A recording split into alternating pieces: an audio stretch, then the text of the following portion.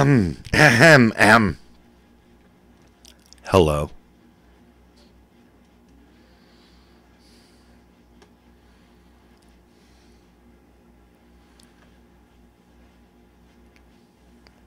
What in the nine holy hells are we doing here?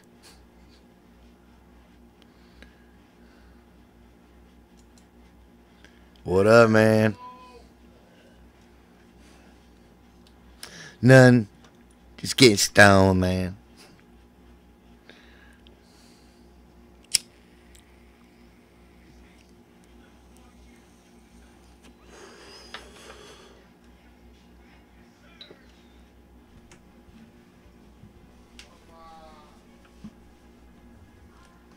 Oh.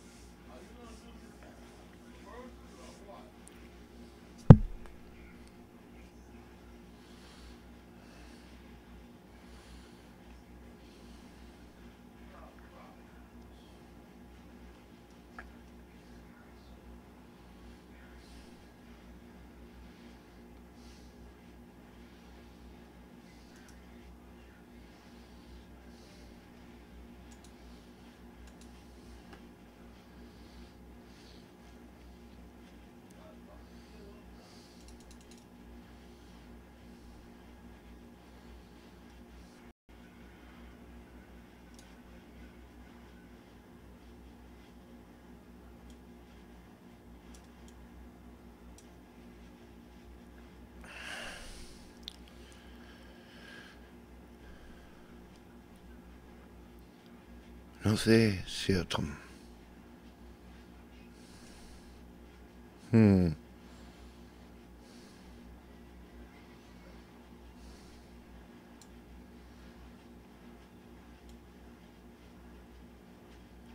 My goodness.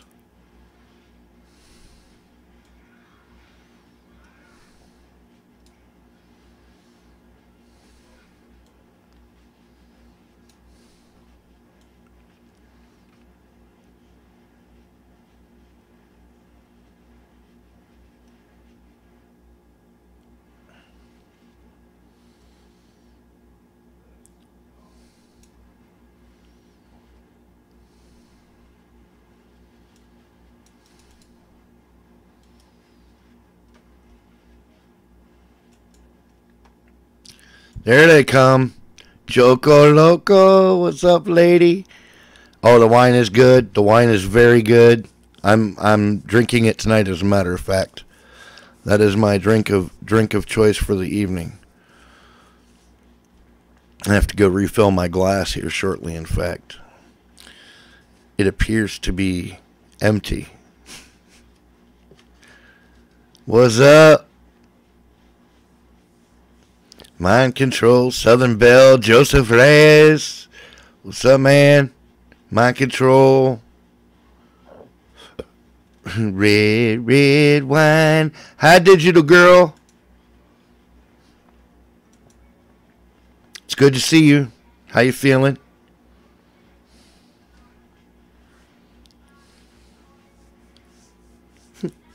Hello there, Digital Girl.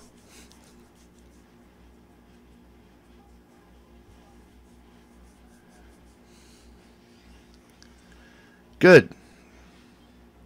Not bad is okay. What's up, Yaritza? I'm doing all right. Keeping my head above water.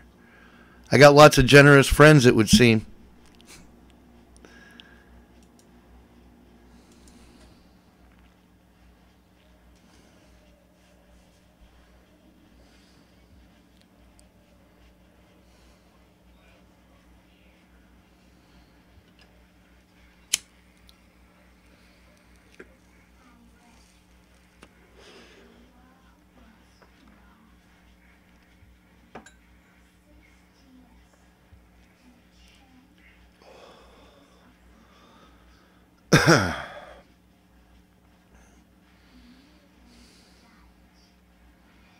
All right, I'll be right back. I'm going to go fill my glass real quick.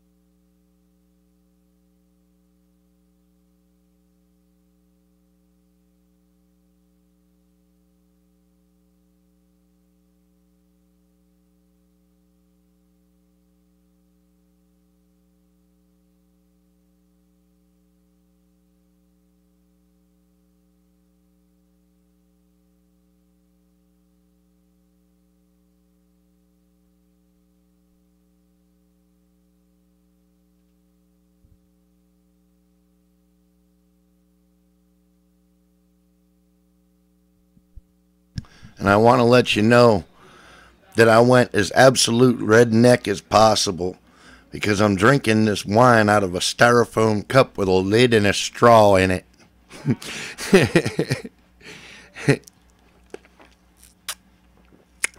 And it's good.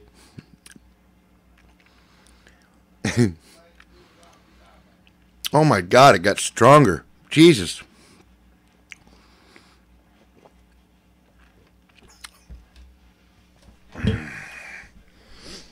Dos Equis. I don't always take over third relations, but when I do, it makes me thirsty. So I like to have a Dos Equis.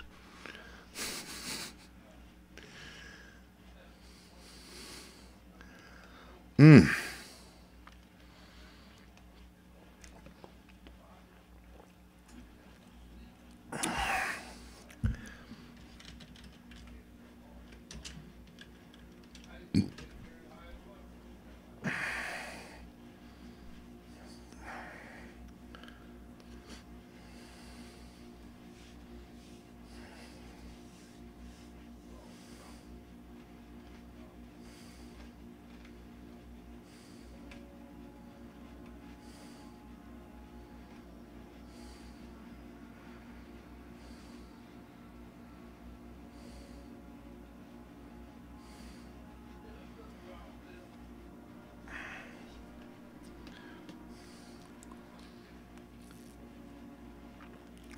Fiendflug. Oh, you're digging deep, Florida.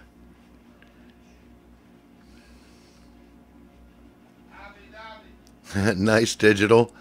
I like KMFDM. I saw them at the House of Blues in Cleveland just right after I got out of the joint. It was a really good concert. I hated going to Cleveland, but the concert was awesome.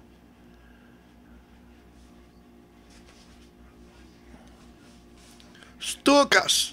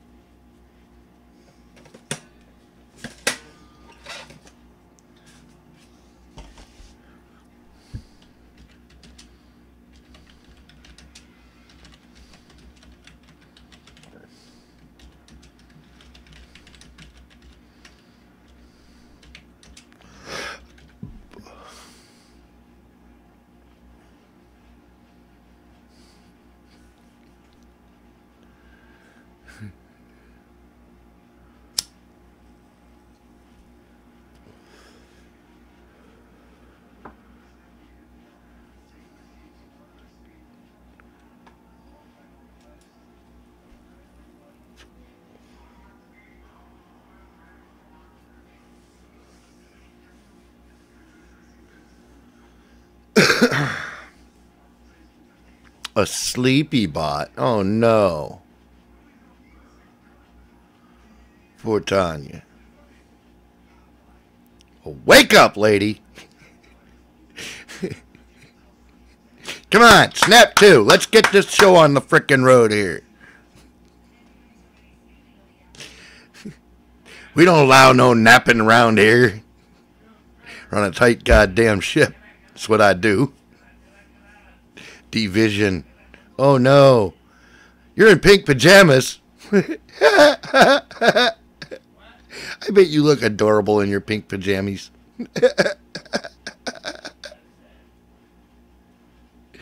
VNV Nation. I don't know what that means. Is that another band?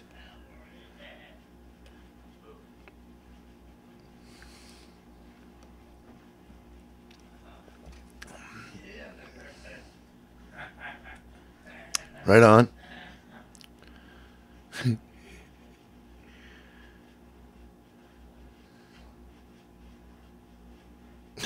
Tanya's like, thumbs up.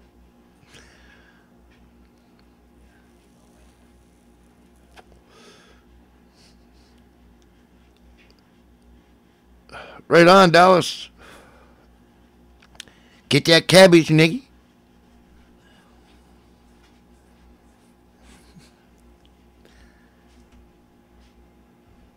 Know what I'm saying? See what I'm saying? Motherfucker. Put your hand down. Get your income right.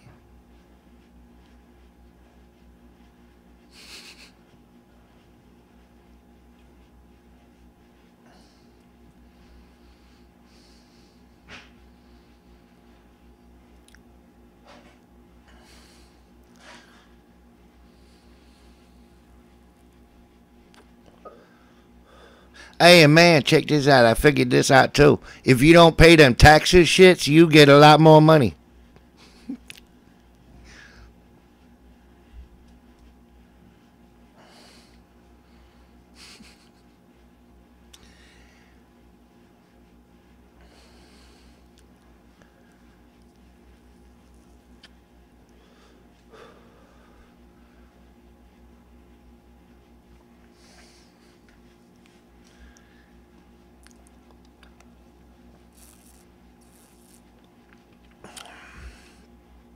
Oh, my goodness. I'm going through this wine really quick tonight, and it's gotten stronger. I see trouble in the distance, folks.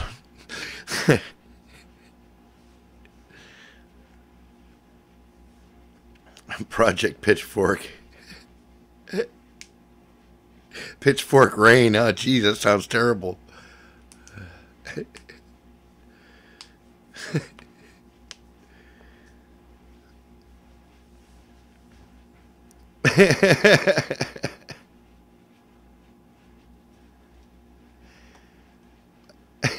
Down out. Oh my goodness. You bad man, you. Dear God, have you no shame? Oh man. Well, you know what? I did one better than that. I brought the video version. So now, tonight, not only do you get to hear Swamp Song, you get the full video version.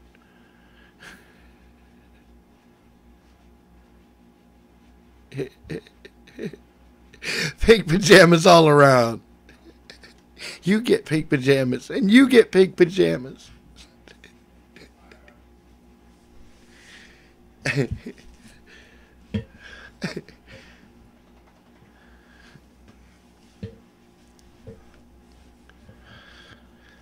Oh my goodness.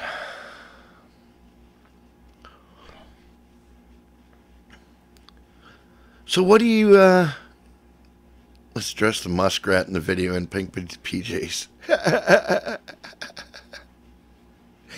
Well, you go give that a shot. I don't know how muskrats feel about PJs, but never hurts to ask, I guess.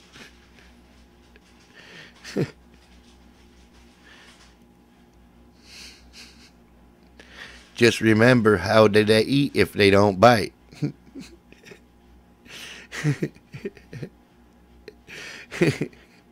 They may look cute.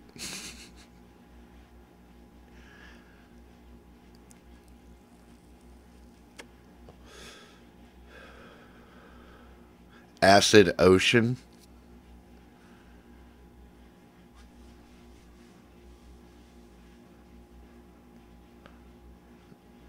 I am going to check your comment if I can find it.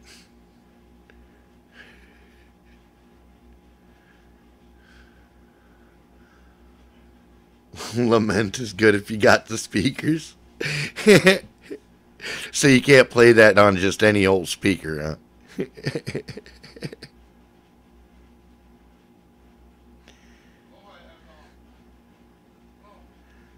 See you, Miriam. Mind Flood by Sam Roberts. I got subs. Right on, man. You mean like subscribers to your channel, or do you mean like you got sandwiches? Oh, okay. Well, you don't have to leave. We weren't throwing you out or nothing. Hey, whatever happened to Scotty? You know, I ask that a lot. I don't know what the hell happened to Scotty Good, man. Scotty Good just disappeared, man.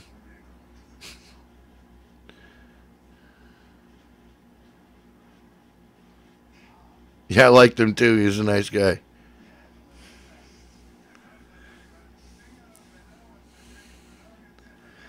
Yeah, you know, I think it's more likely he fell off the wagon. You know what I'm saying? I think he's busy doing quote unquote other things. I'm doing the air quotes saying other things.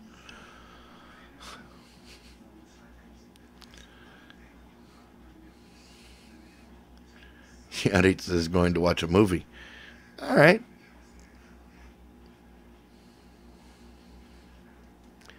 Hey, if you don't, I don't know if he did or not, Tanya, but I think that would be more likely than, uh, that he died or something, because he's a pretty young guy.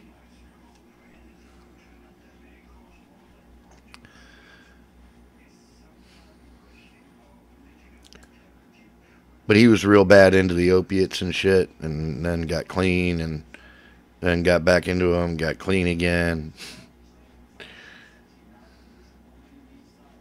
Yeah, yeah. Oh God, yeah. He was doing heroin and shit. He was like doing pills and heroin, all kinds of crazy shit.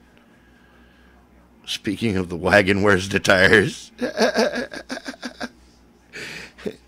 He was hiding in here earlier. Yeah, I hope he's okay too.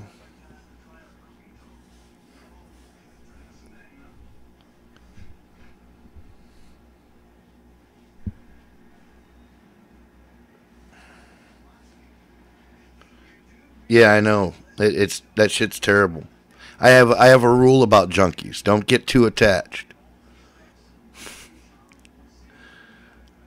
They don't live the greatest lives, and it's really painful to have to give a shit.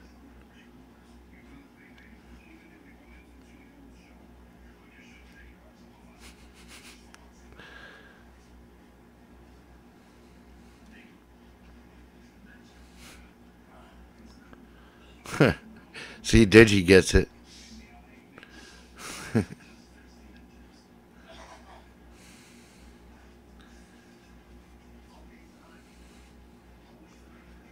Right on, man. That's you got to do it, man. You got to do it. It's just it's too dehumanizing and too painful to watch up close. I don't like people that help people go through detox and shit. I don't know how they do that, man. It's the most horrible thing and fucking yeah. I'm good on all that.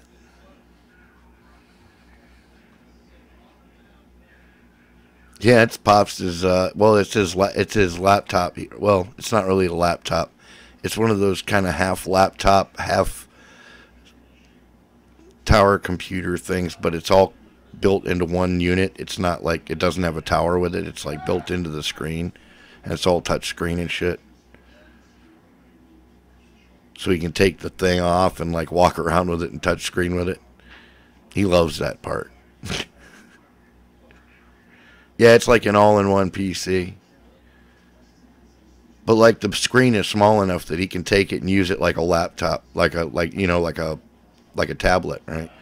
It even has like a pop-up screen and shit. It's cool. Yeah, I know, right? We got it cheap though. He got he had just got his paycheck, and a guy I know stopped over at the house and he goes, "Hey, you guys need a computer by any chance?" I was like, "Well, I was kind of looking for one for Pops. What do you got?" And he says, "Well, I got this computer, man. I'll let you have it for $250." And I was like, "Well, what's wrong with it?" He said, "Shit, nothing." He said, "I'm just not going to use it." So I started looking at this thing, and I was like, "Yeah, absolutely. We fucking scraped together $250 and bought this computer." Well, I got online because I suspected it was worth way more than that. And I mean, this thing was brand new. He hadn't used it. I know, right, Donald? He hadn't used it at all. He got it. He turned it on. He said he turned it on one time to see if it worked, and that was it. Um, it was a Walmart. It's an Acer, right? But it was a Walmart. It was like $578 in Walmart or some shit. And I was like, holy shit, man.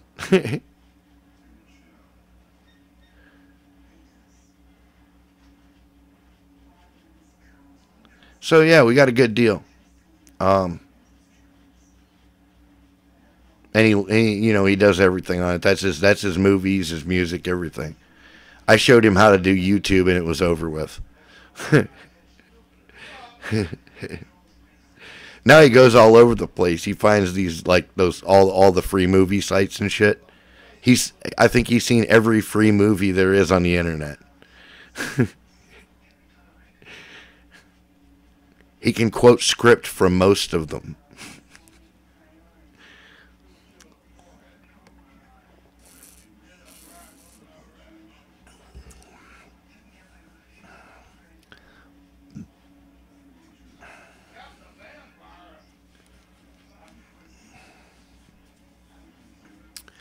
My goodness. I think I need to roll me some.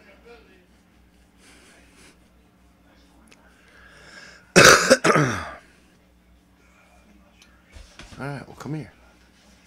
Use my laptop like a TV and jukebox with endless videos. Yeah, that's pretty much all mine is, man. I mean, me and Pops, we're not techie people by any stretch of the imagination.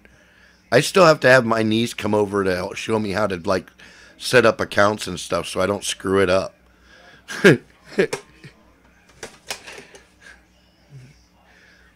She thinks it's hilarious.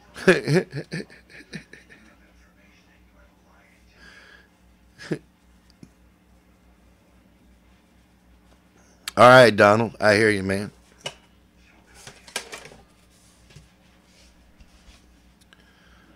Well, in that case, you know what?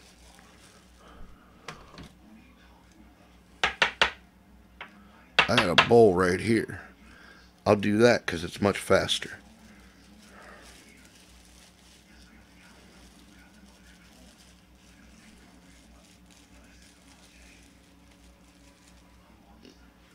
All right. We drop that in there. And give it a little crunch. Oh, hear the little crunch. I didn't mean to hit the mic. Oh, listen to that. I love that. Crunch, crunch, crunch. It's coming, master. It's coming. I know.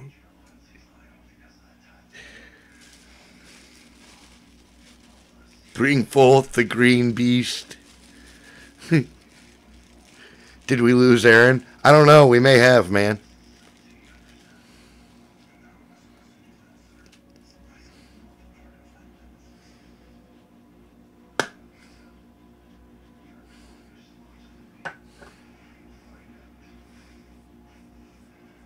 Come on.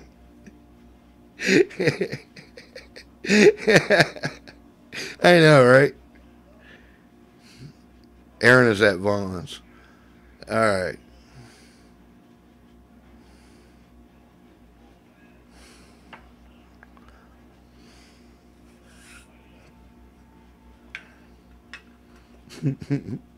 Come on. Bob Ross? Come on. All right, Raul.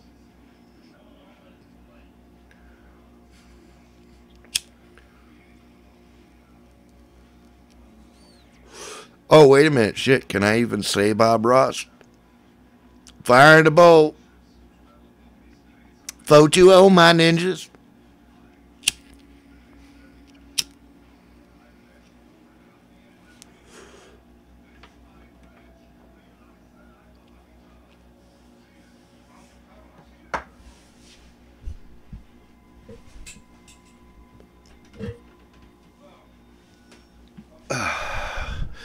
I heard that click.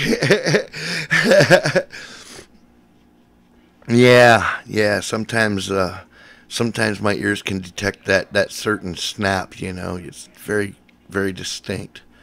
It's like a Zippo lighter. A Zippo lighter will wake me up out of my sleep.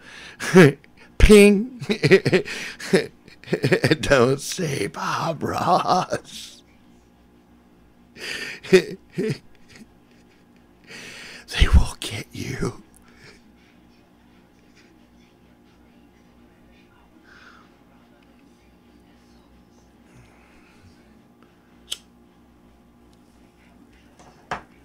It's the B word. Don't say the B word.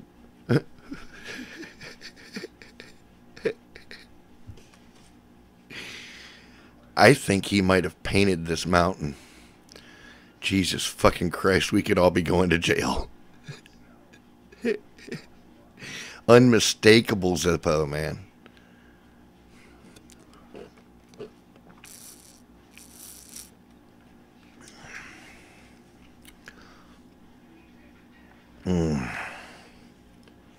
Holy shit, man.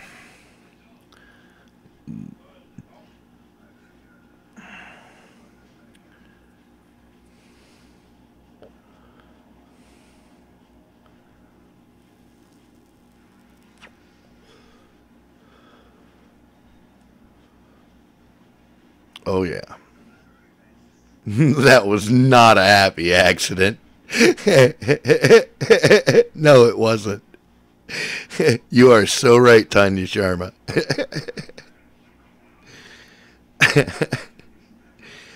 Oh, my goodness. That was terrible. That was a no warning strike down. That was like Hammer of Thor shit, man.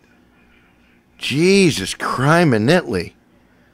How about a little punishment fitting the crime here, folks? I mean, if you'd have just told me to stop it, I would have done it. Holy sheep shit. I was going to turn it off. You freaks.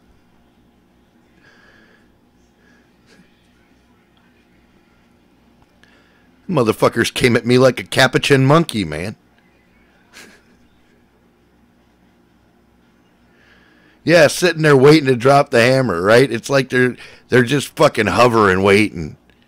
Fuck you. Censor that.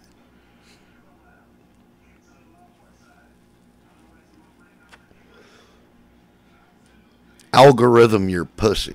How about that? We can still watch the old man roll himself up into a burrito. That's right. We can do that.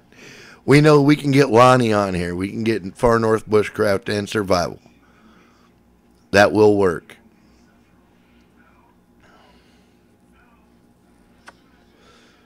Hey, those are handy and useful tips, man. No. Wrap your AI around this. Right? Abso-frickin-lutely, man. They can eat all 9 bags. All 9 bags.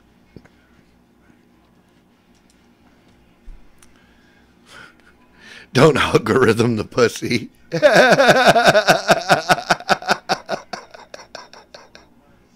Oh, all right.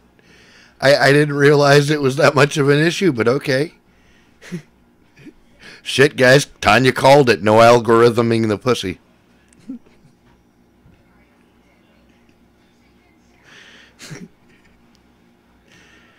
You fucking heard it here first, folks.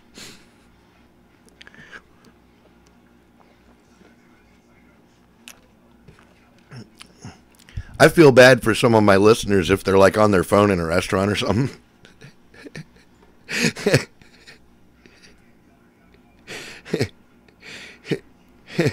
Because my censorship guy died.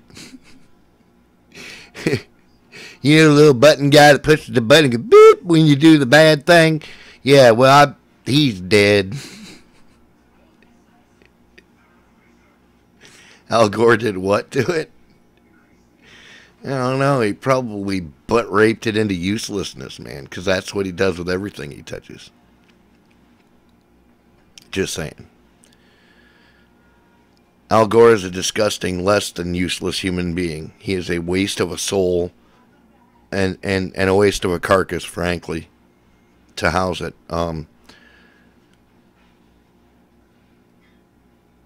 He is the most sold out, spineless algorithm. Yeah. See, that's why I agreed to it so fast.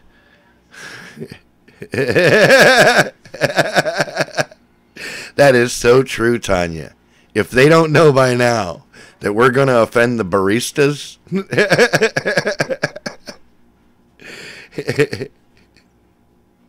got an ad of India paper waiting on a reply.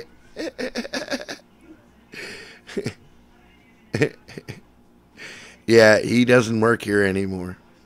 That's okay. Man Bear Peg, yeah. That's the guy. He is so disgusting to me. Like, I can't, like, it pains me to even have to address his existence.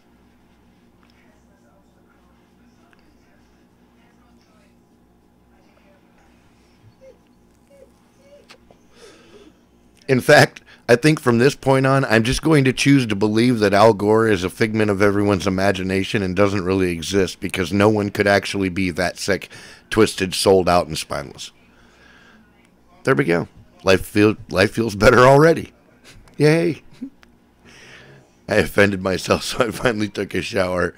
Oh, Tanya, you have no idea. This guy is just a fucking... He told us that we were going to be underwater by 2013, okay, because of global warming. And that if we didn't give him all of our carbon taxes for his company, Blood and Gore, that all the polar bears were going to swim over and eat us after we drowned for having the coast go underwater or some shit. I don't know. But it was all full of crap, and we knew it when he said it. And in 2013, when it didn't happen, nobody called him on it, which I thought was really odd. I'd have been at his front door like, hey, dude, check this out. The polar bears are fine, and fucking... Come on! You know, the polar bears are fine, and that fucking lakefront property you bought is doing just fine as well. Which is why you bought it there, because you don't believe the bullshit you spew either. You hypocritical cocksucker. You miserable fuck. I don't know if you can tell, I have very little respect for that being.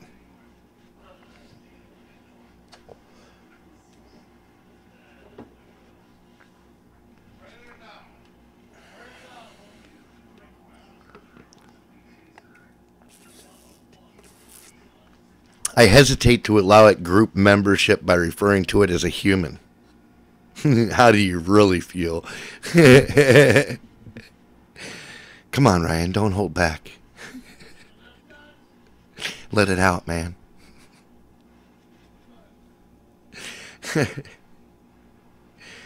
Yeah, people don't say that to me a lot, man.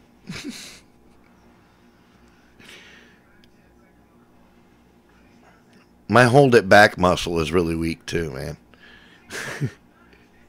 The guy that beeps my foul language, he's dead. And my weak hold it back muscle, man, it's terrible.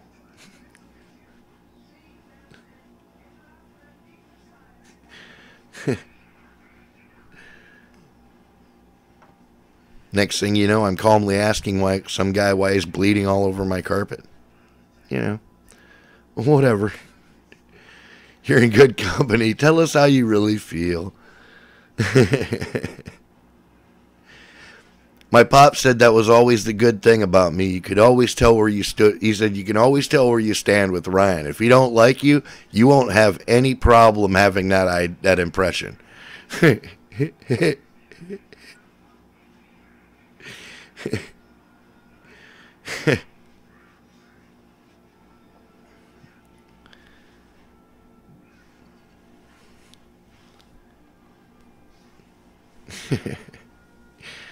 If you're on the poopy list, you'll know. Oh, excuse me, folks. For those of us who have manners, unlike me, who's clearly a mannerless dog, slurping and sloshing his way through a giant mug of wine. I'm going back in. I'm going in, folks. Cover me. Oh, Jesus. That's good. I make some fantastic wine. I'm trying to think of a way to try. I want to ship Tanya a bottle of wine. And I'm trying to think of a way I can do it where the wine's not going to spill out.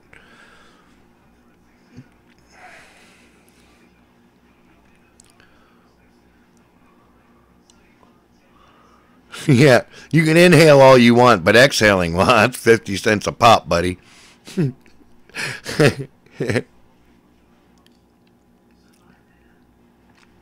To tires is not an exception to the... That's not true, brother.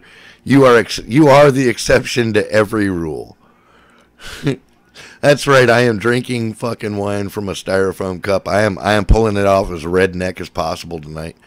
And I'm using a straw, you know.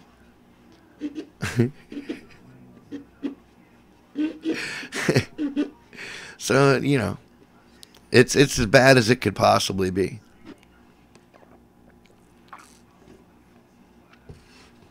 Oh yeah, Aaron, I've hit the bottom here, man. It's a Polar Pop cup from Circle K. Oh, but it's 46 ounces, man. It holds a lot of wine. I like it. She said, "Oh yeah, fill a balloon with it for me." There you go.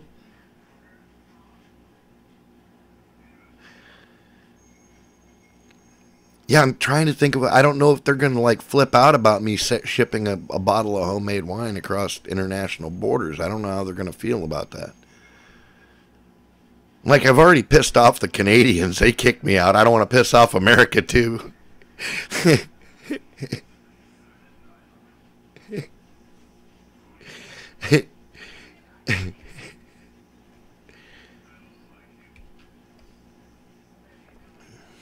46-ounce balloon to Canada. Yeah, right? Go stand by the lake. I'll fill a balloon with helium and float it over to you. As long as they don't shoot it down, we're golden. Shots. Right on.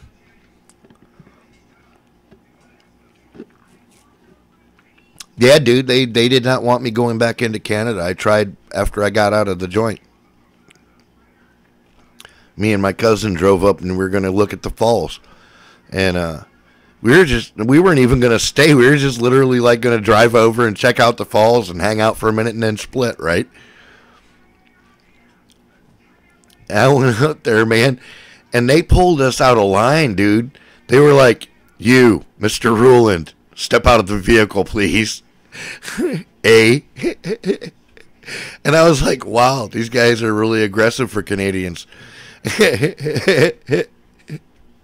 And they took me in the office thingy, man. And they were like, "Weren't you just released from prison for murder?" And I was like, "Yeah." And they're like, "You're not coming to Canada. Have a nice day, sir." "Oh, yeah, by the way, empty your pockets." I was like, dude, I wasn't trying to smuggle anything into your fucking country. "Yes, we know all about you, Mr. Rulin." I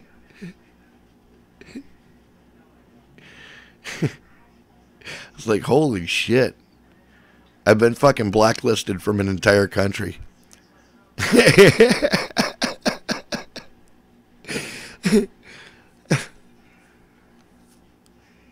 And they didn't say shit to my cousin.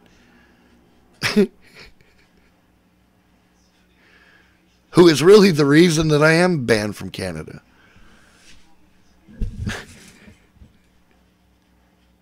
It was his idea to float all them guns over there, man. I was just helping out. Just say you're a terrorist, Troy. Trudeau, come down personally and escort me across the border.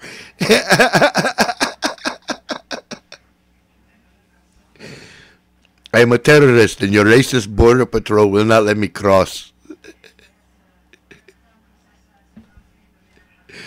Come to American border. Save me, Mr. Trudeau.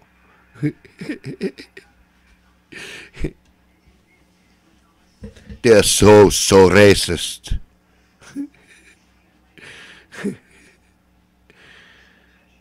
That's people kind for you. Yeah, I never underestimate large numbers of stupid people. The energy they can generate is astounding. Given their stupidity, you'd think there'd be an inverse effect on their power, but there's not, man. They can just keep right on like bulldozing through shit and acting like buffoons. Hey, wait, kind of like the left, huh? Running around yelling a lot around. Allahu Akbar! Allahu Akbar! You have to let me in!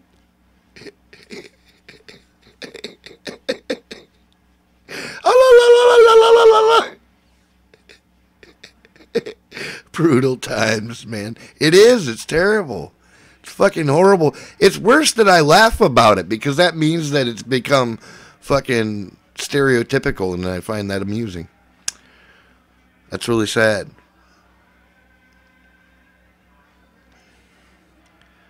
I'm telling you, man, my heavy bag wears a turban, man. And his name is Habib, and I beat the shit out of that dude daily. Only women do the tongue thing? Oh, all right, whatever.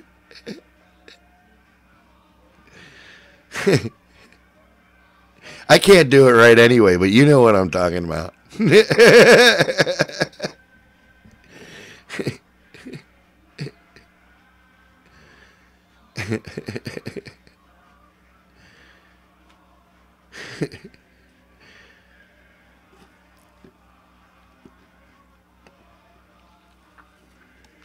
Oh, you can do the desert tongue call.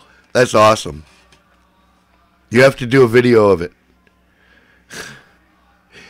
As a matter of fact, I'm tagging you all in challenges. Anyone that thinks they can do that has to put a video of that shit on their channel. All of our stores are Indian here. All of them? Like there's no non-Indian stores, huh?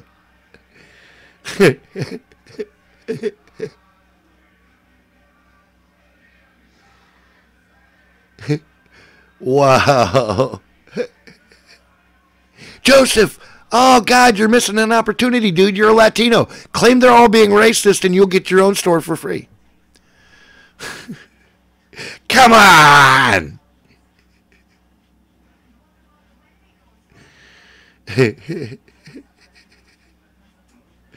I'm not doing it. I won't do the tongue thing. Oh, come on. You're not going to participate in my madness? That's no fun. If you people aren't going to support my nonsense, I don't know how this relationship is going to work out.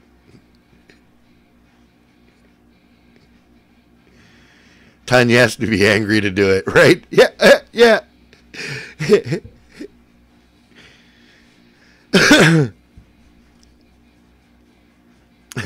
Aloha, Snackbar. Great trick, Ahab. Do it again. Bet you can't. Dumbass. I'm Canadian. We know you're Canadian.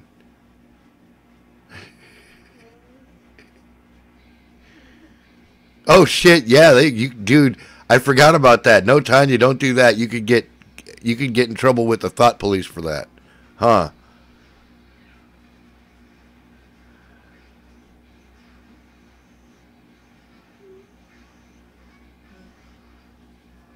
Well, no, look, you got olive skin already. Tell them you're trans-Arabian.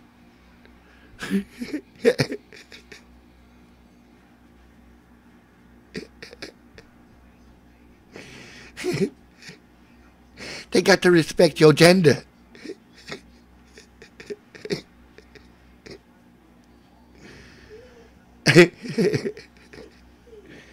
What, dude, you fucker? What do you want? Oh, I know. Dear fucking God.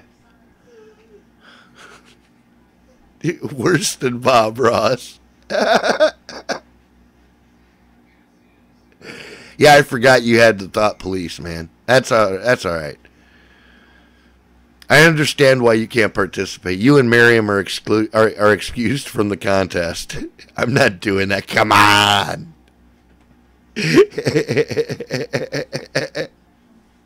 I get it now. I'm sorry. I didn't think that through. I forgot that we have Canadian friends and the implications of that. So I didn't mean to like sell you out to the gulag or anything.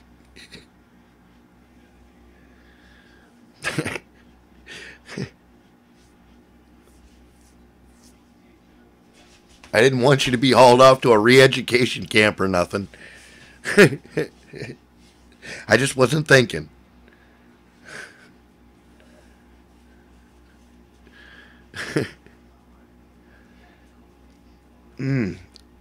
Oh, excuse me. I hear you. Give me a minute. Oh, I'm rolling a cigar. And if you keep bugging me, it's going to take longer. What? Oh, shut up.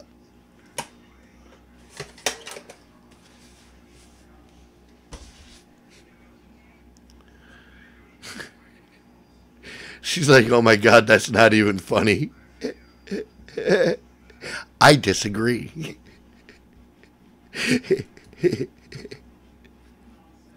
All right, I'll be right back. I'll put something on. What am I gonna put on? I know what I'll put on. Here, check this out.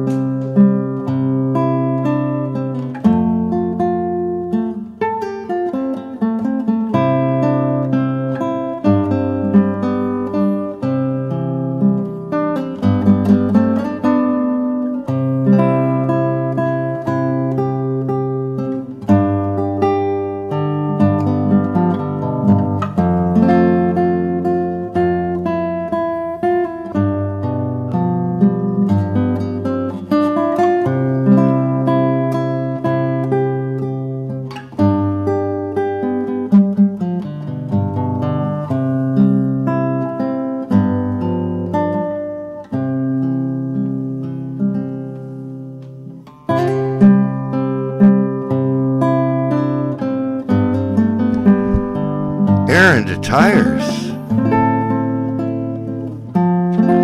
Holy fucking nightmare. Are you having a rough night, bro?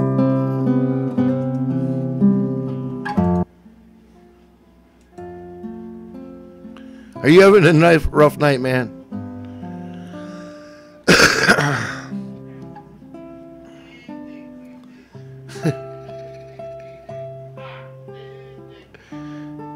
Other sites. All right.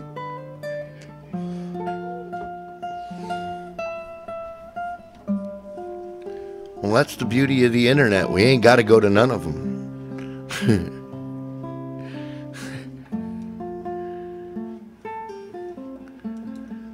Weird shit other places. Yeah, I hear you, man.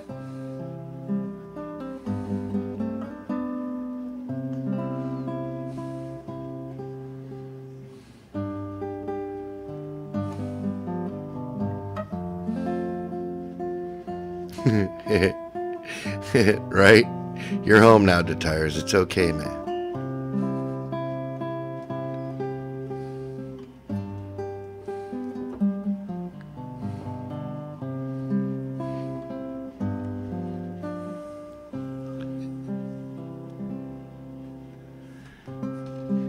Come on, kick your boot. Wait, don't kick your boots off. You've been on a train or something. I just know it. So wait till you're out of the house to kick your boots off.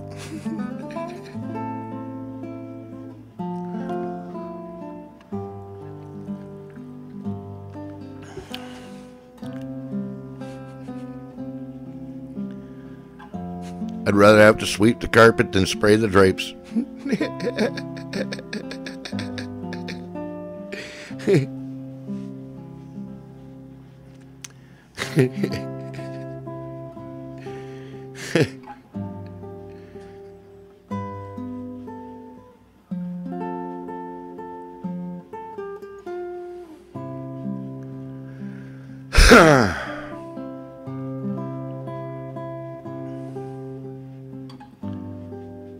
Huh.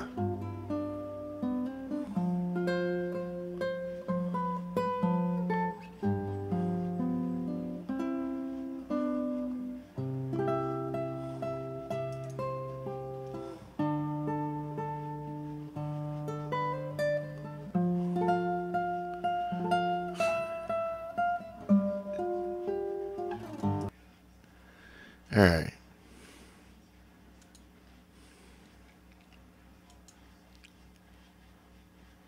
I'm going to put my mountain back up.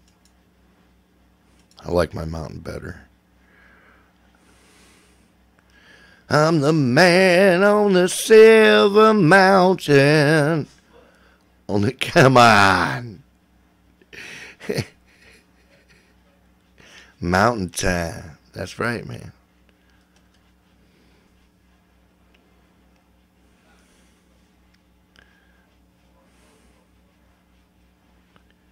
In the mountain where the waters of life begin.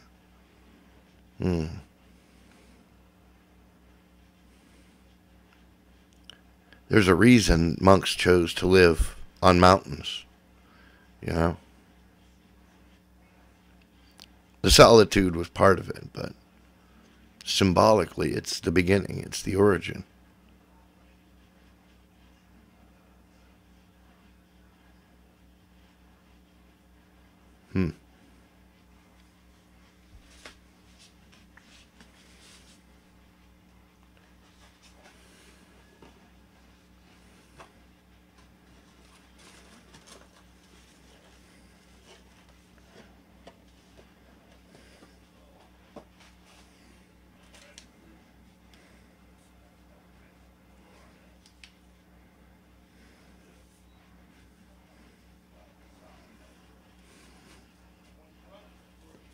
To watch for ice giants. That's right, man. If I see one ice giant, me and Odin are going to have a bone to fucking peck, man. Dabba dabberino. Monks and hermits all the way, right?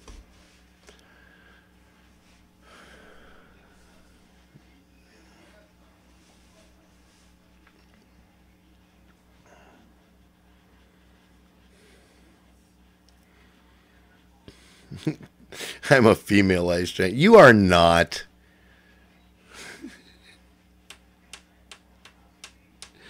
You're not even tall. Stop it.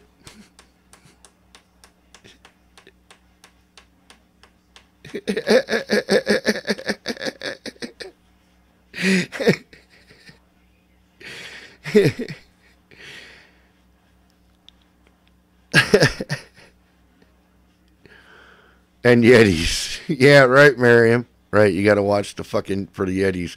But Odin didn't promise to get rid of the Yetis. He promised to get rid of the ice giants. Ham squanch.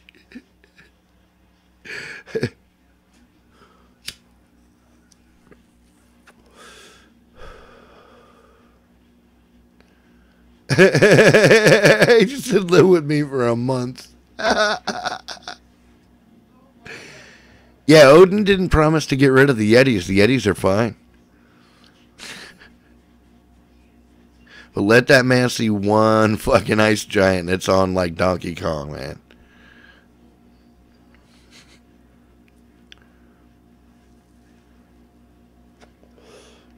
Build me an outhouse.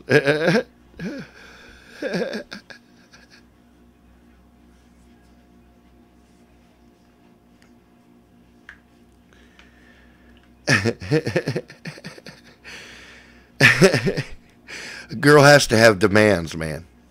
I understand that. Now, the tires, you can build that shit out of pallet wood, man. Go get you a handful of pallets and take them shits apart and build an outhouse. A ladies' room. Oh, God. Now it's got to be a room. The tires run.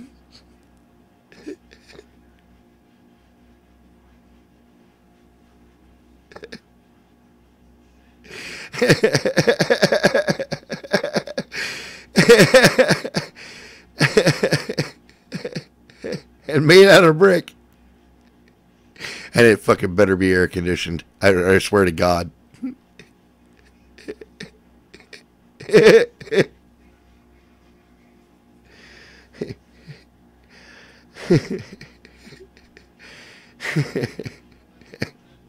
He said Tanya's not picky.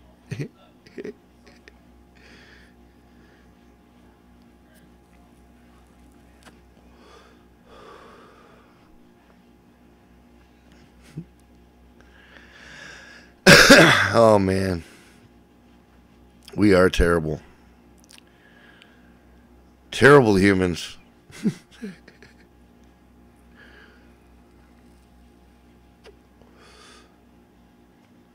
I trademarked that shit. Come on! A brick shit house, literally. Yes. She's a shit house. Oh, wait, no. Brick house. Or brick shit. I don't know. I'm afraid I'm dialing in the funk tonight.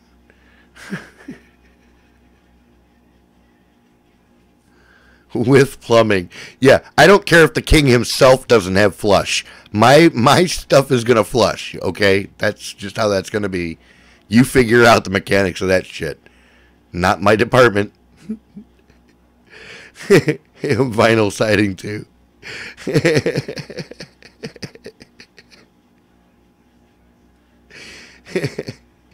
Hey, what's up, Froggy?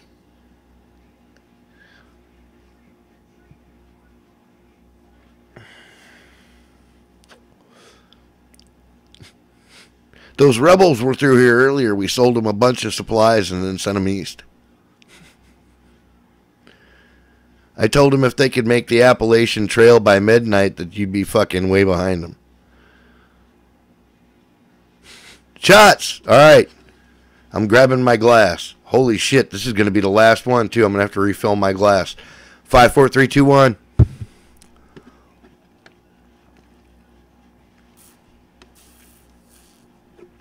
Holy shit. Yeah, you know me, Froggy, always keeping it stirred up, man. I should warn you ahead of time, they bought a lot of ammo. They bought a lot. I'm just letting you know. I mean, I know you're a trooper and don't care and all that shit. Oh no, go have a look. There, we don't hide rebels here. We do sell them ammunition, though. We sold them a shitload of ammunition. I don't know if you should go over there, Frog. No, Tanya, shut up. Jesus. The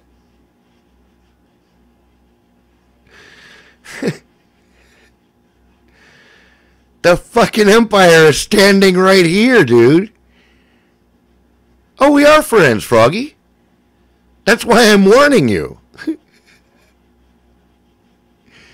Hey, I'm a capitalist, man. I'm about the dollar. I don't, you can't you can't hold me to standards I don't have, brother.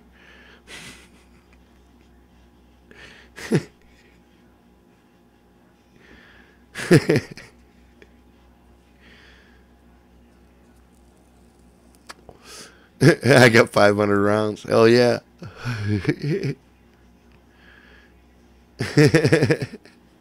I erased the helm footage. Yeah, right on, man. Thanks.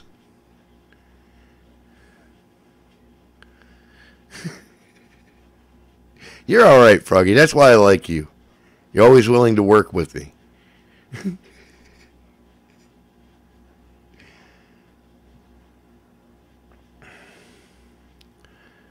Now, I will tell you that the fucking stun grenades that I sold them are total bunk. There ain't a fire in the box. So you're good there. Your armpits are going to smell minty fresh, though. Oh, yeah. Yeah, look. No, tell him you fucking bumped your camera or some shit, dude. I mean, you're the frog. You're the dude. You know how to do this, right? The Tires is like, what the fuck, Pat?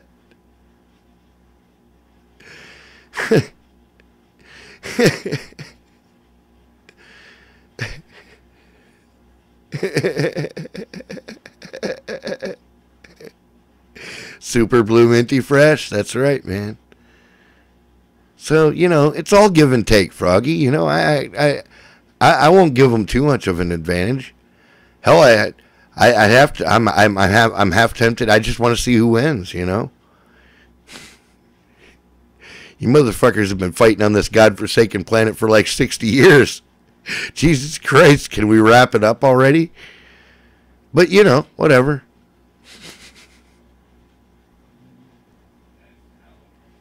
I know you're looking for some job security and all that, but that's cool. I hear the Empire has a great benefits package.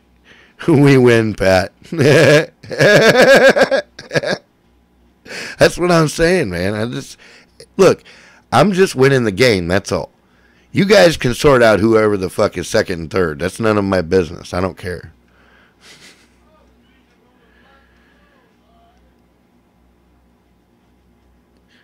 Hey, I'm not trying to wreck the planet, they do. Well, hey, I'm not arguing, man. They might be some planet-wrecking motherfuckers.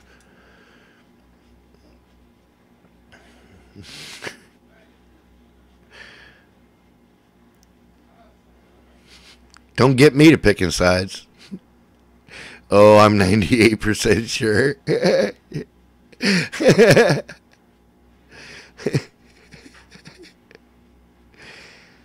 Yeah, dude, if you're looking for scum, Washington, D.C. is a spot, man.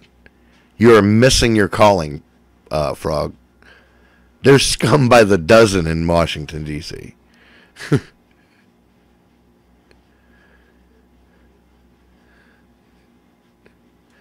Don't forget Ottawa. Yeah, it's a little north for Froggy. He doesn't get up that way much.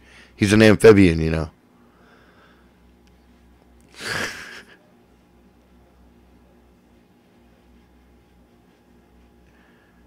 Yeah, massive Wickham in DC. I have no idea what that means. Hey, I'm in a galaxy far, far away. Right on, man. Yeah.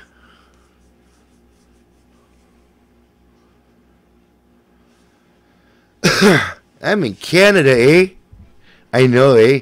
Take off, hoser.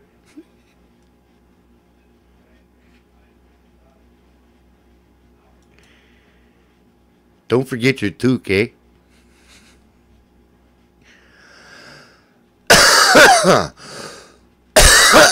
My goodness. Coughing up a lung here. Jesus.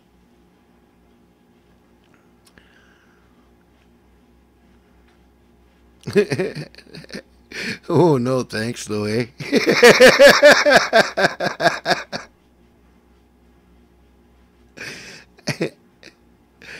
Yeah, because they kind of talk like that. But that's all right. You said that like a native. I'm good at accents, man. Like I've been burning one for several minutes now, man.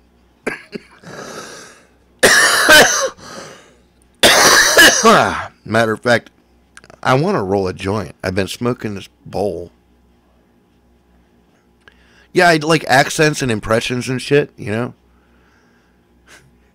Get on the chopper.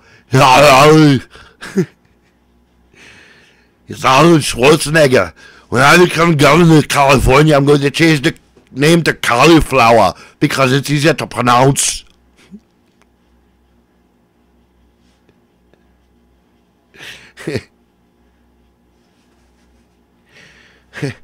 If you touch my daughter, I'll kill you. You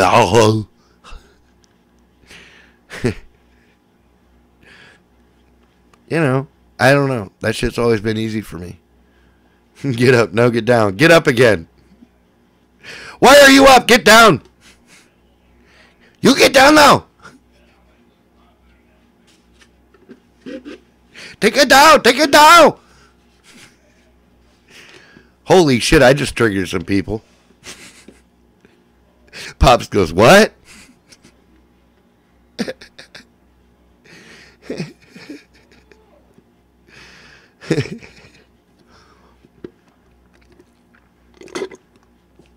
Oh, Father Guido Sarducci. And look, I can't do that because every time I do now, I think of that Leo Zagami dude.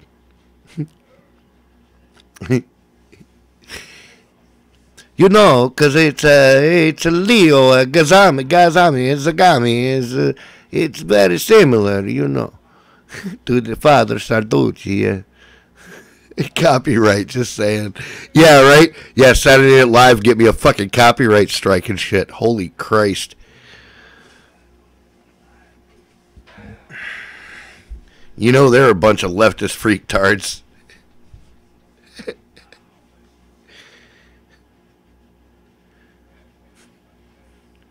Look just like a Corvette.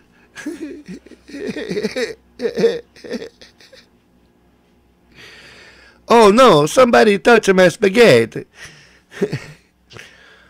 Oh my goodness. Yep, we're all racist against Italians now. That fucking confirms it. Hope you're all happy. Miriam, what did you do? God damn it. I made him an offer he couldn't refuse. That's racist.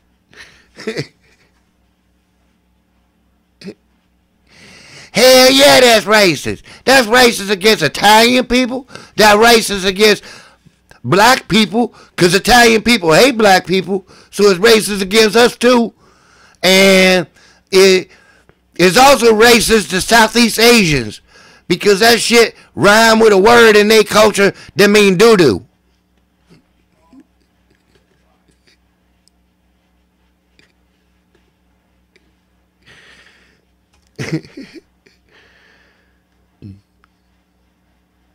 So you would basically just rhyme and doo-doo to a nigga.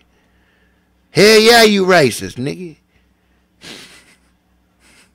I love when they do that. They tell us, they're telling somebody else how racist they are while saying nigga. You so racist, nigga. I'm like, wow, self-awareness much? Self-awareness? Motherfucker, I'm so self-aware, I know where I'm at all the time, motherfucker. Shoot. Self-awareness. Stupid cracker. Nigga.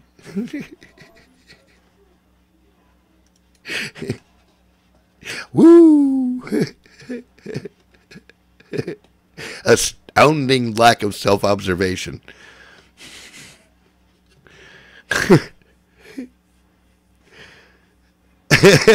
Crack a motherfucker. Anyhow.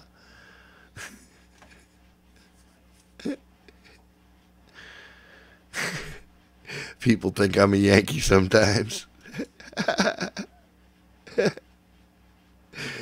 Oh, I'm sure that's horrible for you, Frog. I'm just racy, not racist. Haha. You'll find out sooner or later. Yeah, we've got a taste of your sense of humor, Gus. We're well aware, man. You come to the comedy stage wielding a double-edged sword. I kind of like it.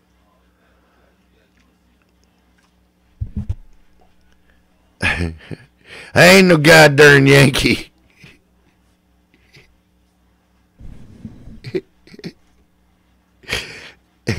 For some reason, I just pictured you stomping like Yosemite Sam. I ain't no goddamn Yankee.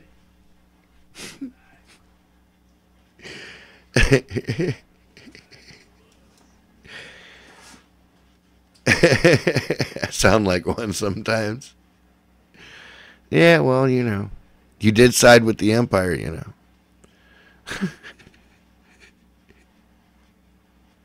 He said, yep, I'm stomping right now. Oh, jeez. God bless it. Ladies and gentlemen, I'm gonna need a moment. I picked up my cup and it's fucking empty again. Now, I don't know if you guys understand what this is doing to me emotionally. But I really need to go refill my cup. You're gonna have. Please excuse me. I can't. I just can't continue on without an adjustment to my cup.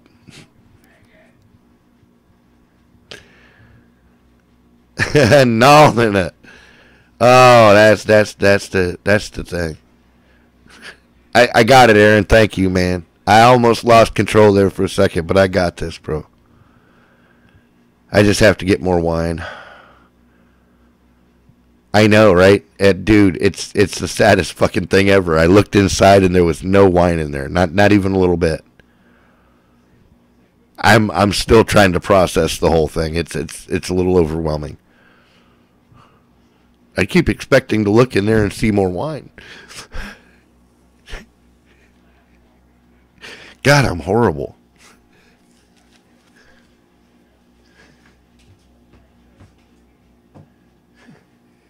Hater glass.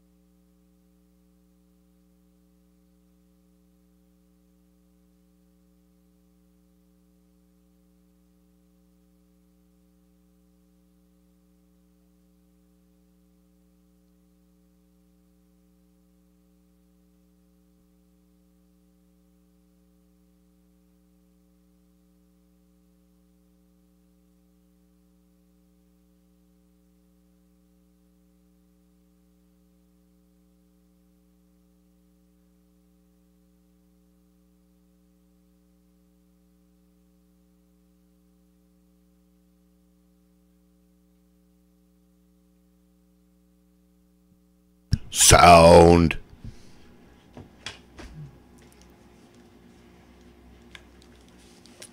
I didn't have the mic on.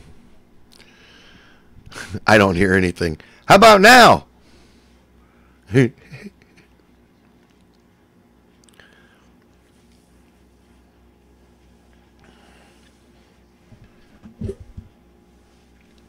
Now, for some reason, I was getting hungry, so I stuffed a sandwich in my face right quick.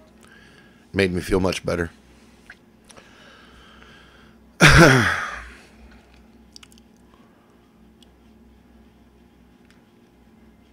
Protocol Red. Jesus Christ.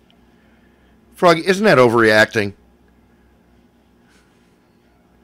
Protocol Orange, maybe. Jeez. Whatever.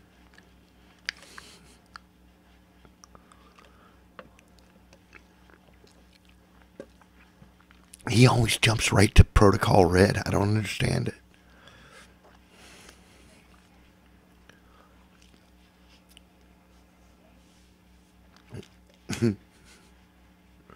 The Crimson Troopers. Holy shit. Load a bowl. It's 420. All right. Well, looky there. I just happen to have one ready.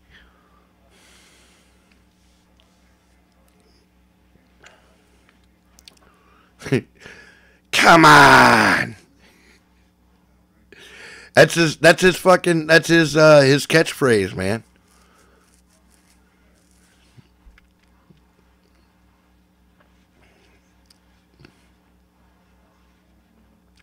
Come on, the tires. It's all about branding. Jump on that shit, man. Load a bowl. And now let's play Let's Smoke a Bowl.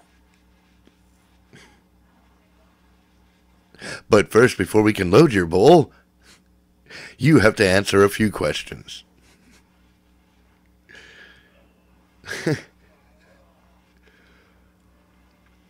Nobody beats me at ready to spark a bowl. I hear you, Donald.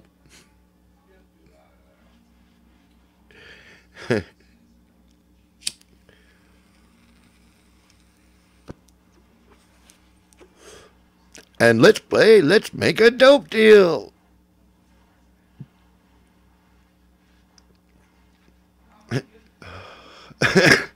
Behind door number 3 is Officer O'Malley. You're busted. Holy shit.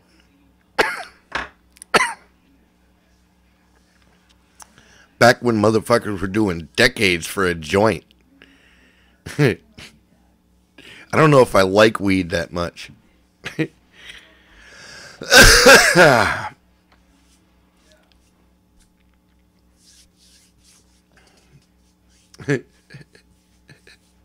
Set particle beam phasers, full cannon.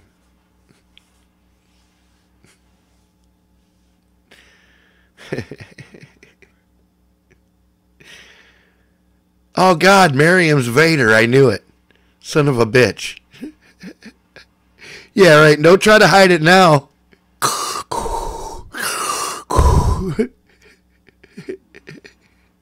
Don't phase me, bro.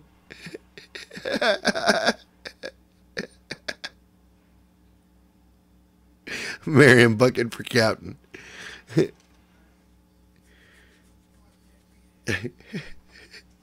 Darth Vader Ginsburg.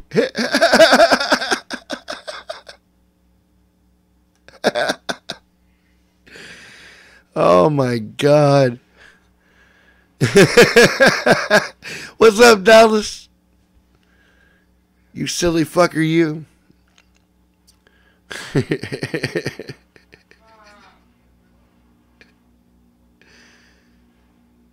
Miriam, my father. Come on.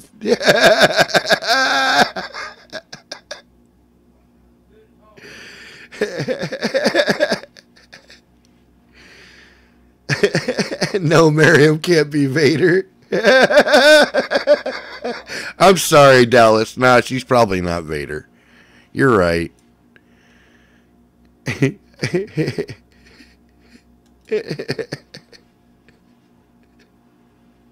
You're probably right.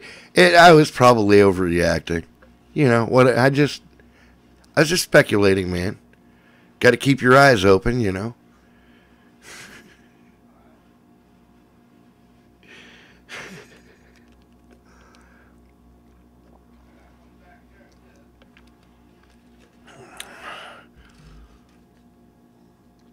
Remember, in the rebellion, everybody must be vetted.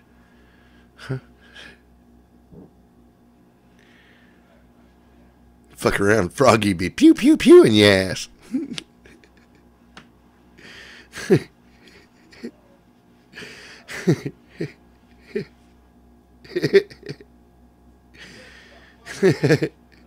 Hullabaloo malarkey. Holy criminally. That was my grandmother saying, holy criminally.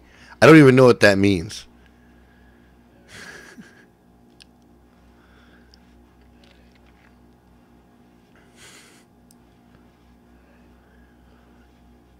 And she was German, so it sounded really funny.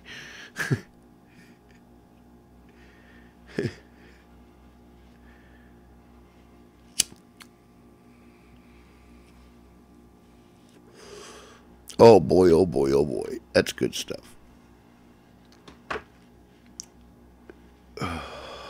Is it? Oh, sure.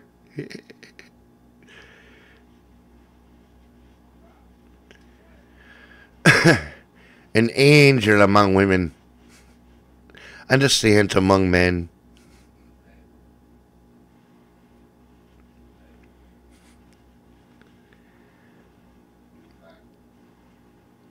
If you were any cuter, only a speckled pup would be your equal in cuteness.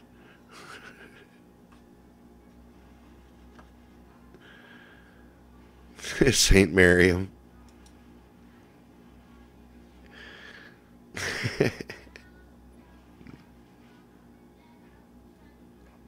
I see good people. Right on, man.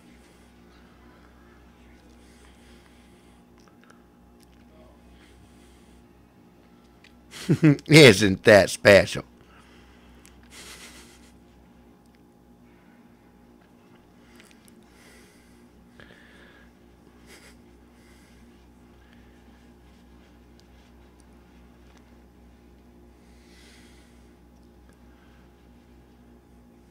You're there, Pat. I'm there. I'm here. Where the fuck am I? Oh, shit. More wine. Gotcha. 5, 4, 3, 2, 1 to tires. You fucker. You fucking fucker. Let's go. 5, 4, 3, 2, 1, motherfucker.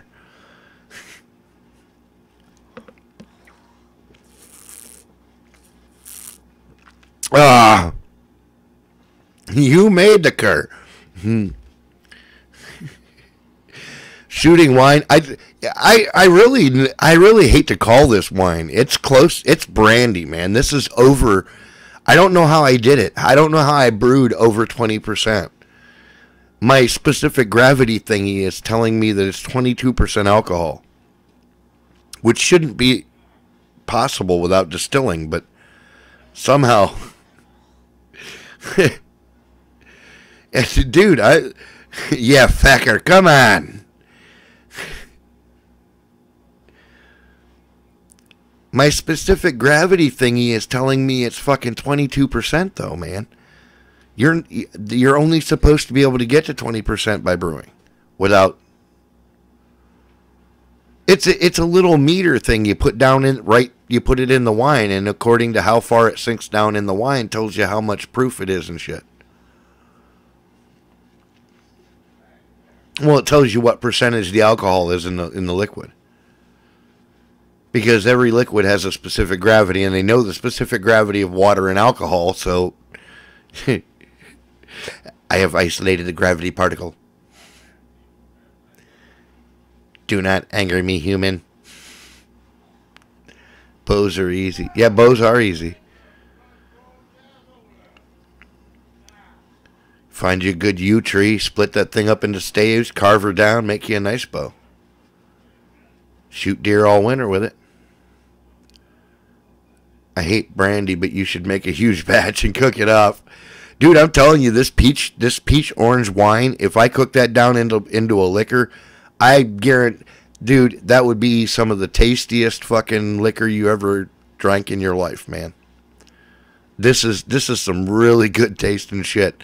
I want to, like, this is one I wish I could share. Like, I want to share with everybody. Like, I'm still trying to figure out, I'm going to figure out a way to ship Tanya fucking some of this wine, man. But it's really good, and it's peach and orange, and it was about half of each, and I got to tell you, it came out fantastic. Really fantastic. I mean, I like my wine anyway most of the time. I'm not real particular, but this is top shelf.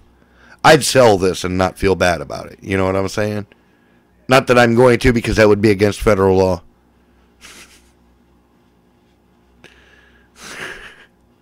Just saying.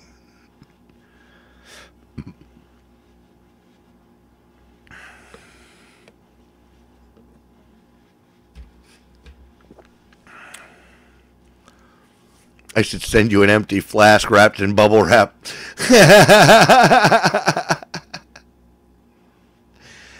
Oh, I'm definitely organizing a get-together for next year. Look, I've already been thinking about it for next summer.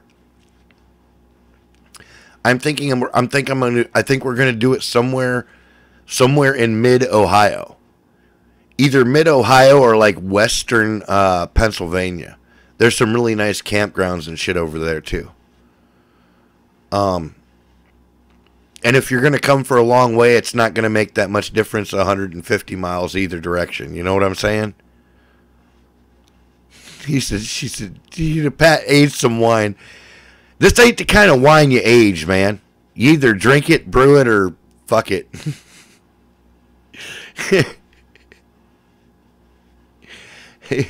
In butter, not just water, right? Hell yeah.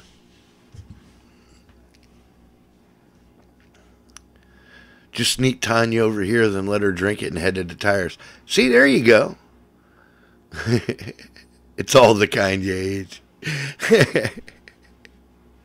I hear you, man.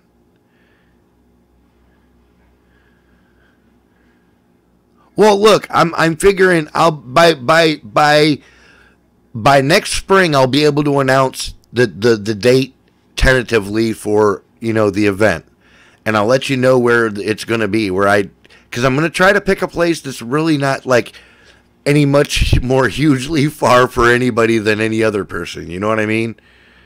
Like, me and the tires will probably be the closest.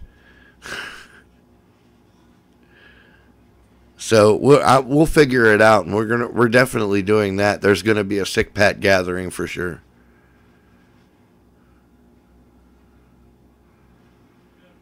He said, "You don't want to stay here, huh?" Oh, way to be honest, man. Way to step up and be like, "Darling, you don't want to do that." You have to stream the event for those of us who can't come. Well, this is what I'm saying. Hopefully I can plan far enough ahead that everybody can kind of get there. Like, even you could probably take it and come up on a bus. You know what I'm saying? We could make arrangements. It's not impossible, is what I'm saying.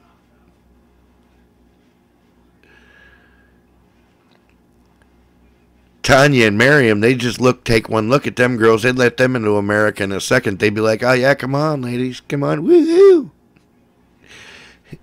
Couple of Canadian hotties coming across the border. Win for America, MAGA motherfucker. I can't see my hubby being okay with me going, "Bring him along." Shit. What? He can't roast a fucking marshmallow?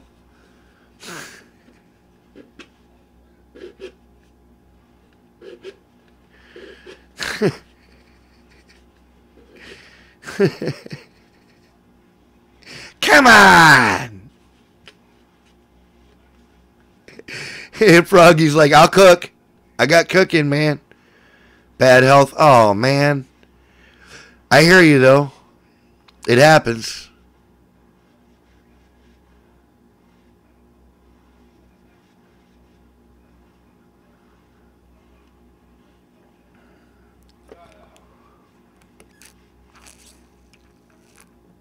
Mini grapevines and pine cones. Cool.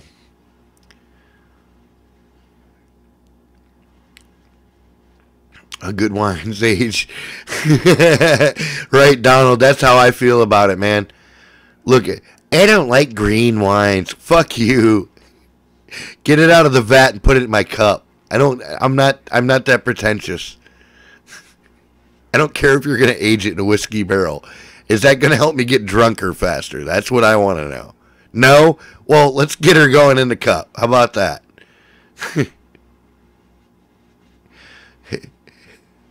How about I pair this nice orange hooch with a fucking Little Debbie and a fucking bag of potato chips? How about that? How's that for a pairing?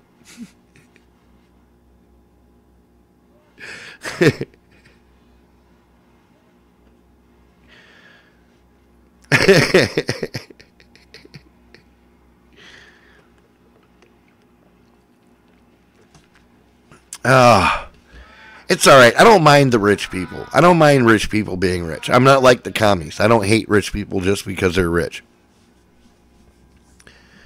But I do hate that rich people are rich and they don't do anything cool with their money at all. You ever notice that?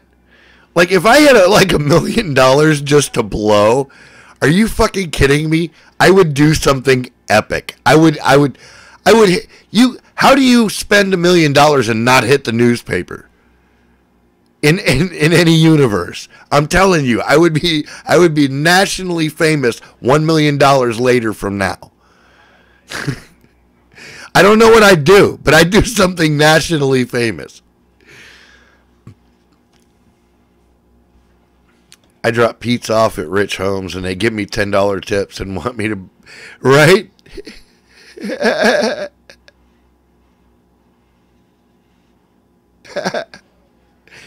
Hell yeah, you know what I'm saying to tires? I'm telling you, man.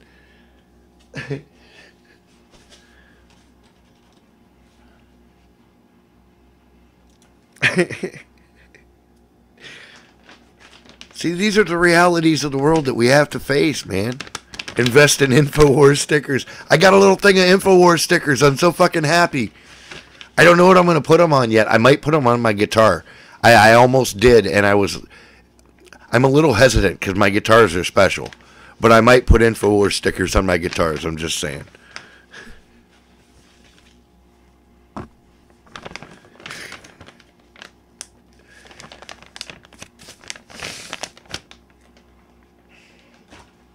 If I put InfoWars stickers on my guitars, Alex Jones should give me a segment on his fucking show. Because I love my fucking guitars, man. And I don't make those sorts of decisions lightly. I try to help people. That's absolutely, dude. Look, I will always rather be your friend than your enemy. 100% of the time. And if you just want to hang out and be cool and fucking smoke something or drink something or fucking maybe not even nothing, you high on life or whatever, you gonna eat some celery and hang out and laugh at the stoners. I don't care. If you're cool people and you're honest and you ain't out to screw nobody, you're welcome in my group any day. And that's how I feel about it.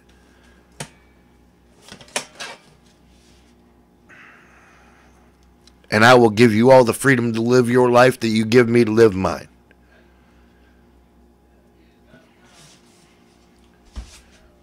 I am a fair man. You will get back exactly what you put in.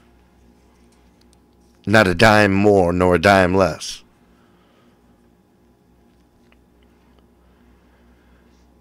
Read my post. Read my post. Okay. Nope. Don't put any stickers on your guitars. Put them on the cases. There's reasons why you don't do it. I know, dude. That's why I haven't done it yet. I've been really hesitant to do it. But I considered it. You know what I'm saying? Like, it crossed my mind. Like, to me, that movement is that important. There's nothing like InfoWars. There never has been. You know what I'm saying? It's definitely a one of a kind. Oh, I know, and I haven't stuck anything on a guitar yet. Don't fucking do it, Pat. No way. All right. Thank you for your input. I will consider your position.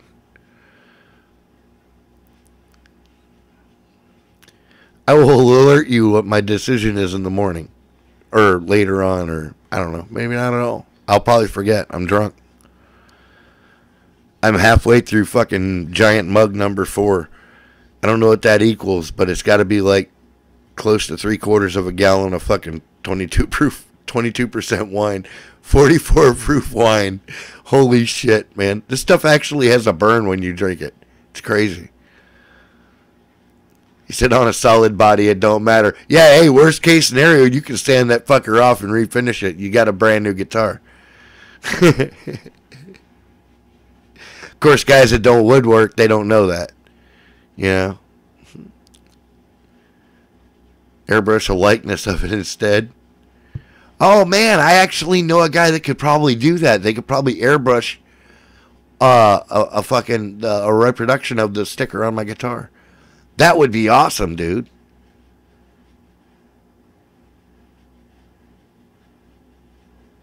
I know a guy. He's a Puerto Rican dude. He does airbrushing on vehicles. That's what he does. He does fine lines and shit and all kinds of cool stuff.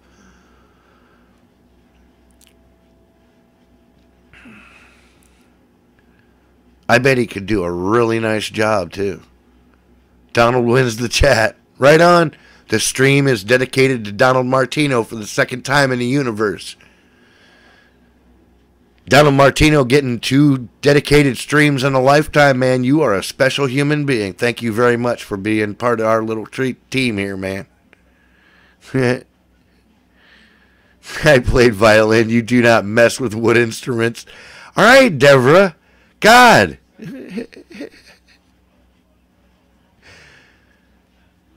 If I had my camera hooked up, you'd see my hands were up. I surrendered. Jeez.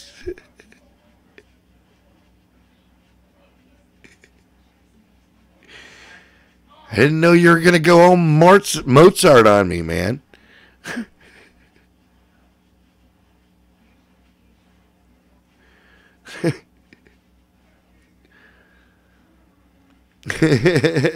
Stradivarius, Vagarius, Sephardigardius. This violin is the finest violin in the world. It's a Fazagadius.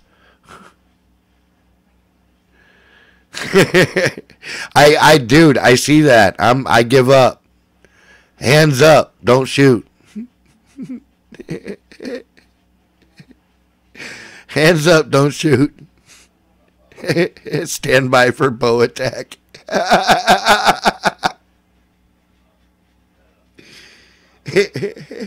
didn't know the band nerds were going to gang up on me, for fuck's sake. God.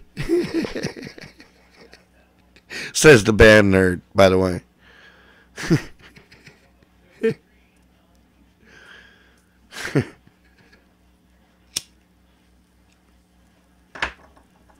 Except back then I was a drummer. I was a drumming motherfucker, man. Nah, nigga, I wasn't no nerd. I was a drummer. Ain't no drummer, no nerd nowhere on the planet. Shoot. I had beats, nigga.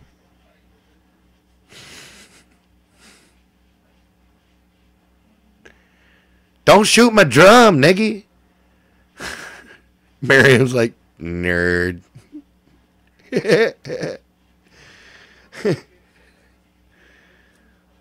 Drummers are always rocking, though. Same with guitar players. There's no amount of nerdiness that overrides the fact that you're either a drummer or a guitar player.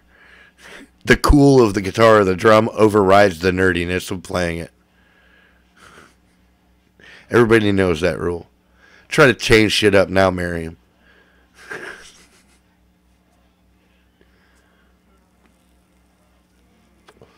Your mom plays violin? That's cool.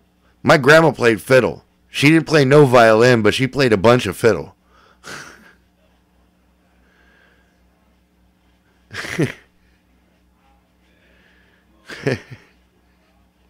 Yo, mama plays the violin.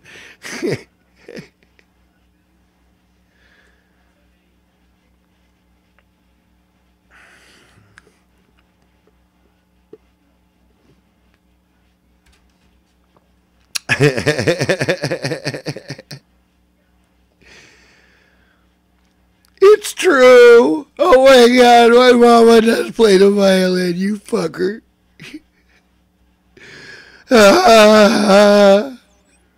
I need my safe space. Give me some fucking crayons, you cocksuckers.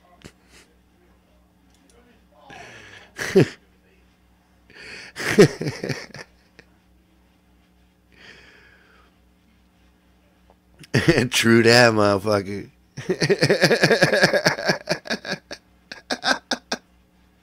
Don Martino, pimp OG, man.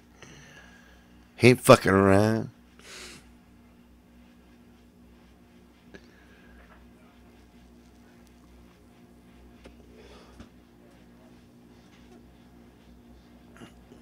I heard my mom played this. Oh, Jesus, Froggy. Oh. Oh, God, Frog.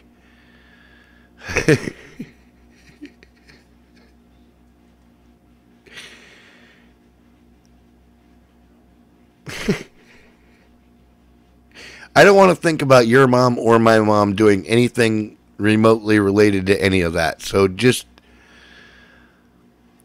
we're going to leave our moms completely out of this discussion.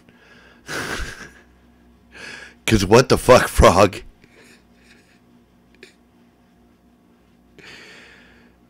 Yeah, it is. It's a primitive instrument. And it's so primitive nobody even talks about that shit no more.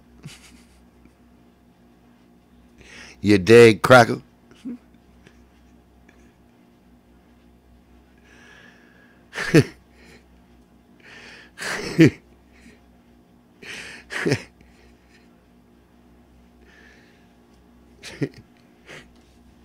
You only talking about my moms, you know what I'm saying?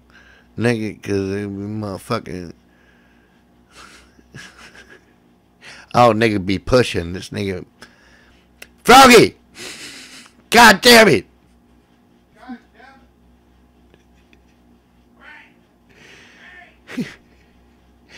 Froggy! I need your help, Froggy! I need you to help stop talking about people's mamas. Jesus criminy, Froggy.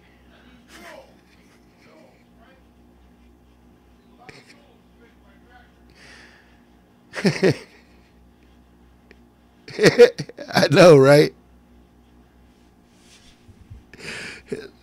Look, he'll hear Alex Jones fucking commercials and he starts screaming about Frank. It's fucking hilarious. Get that fracking thought out of your head, boy. Damn.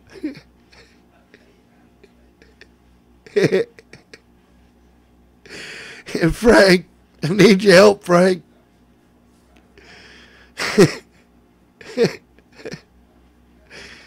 Well, you can only half hear him half the time anyway, because, like, he doesn't pronounce words real good.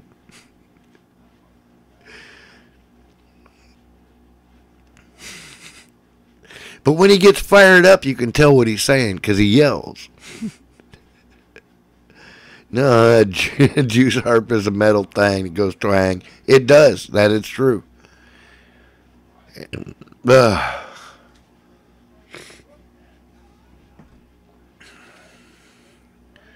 Frank came in to help tonight. For real, his name's Frank. Right on, man. Hey, whenever you can get help from Frank, take it, man. We need your help, Frank.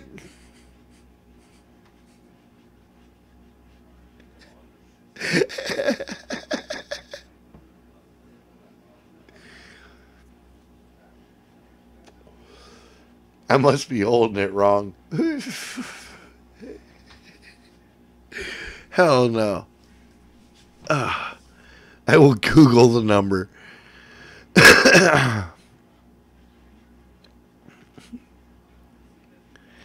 Is Frank there? We need Frank.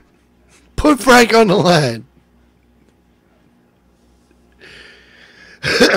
My brother's name is Frank.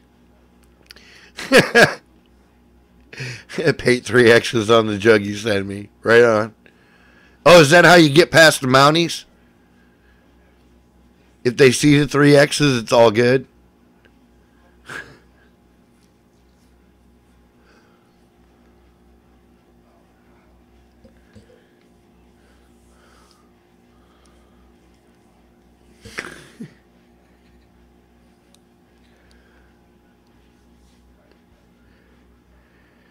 Can't play the Jews harp without teeth. So that excludes us gummy sharks. That's right, man. Yeah, I can't play a Jews harp. Well, I'm not missing all of my teeth, but I'm missing a bunch of them. I've had a rough time of it, man. And I usually led with my teeth for some reason. You know, youth is wasted on the young. Here, I got an idea. Lead with your teeth. Oh, yeah. Crack. Oh, fuck.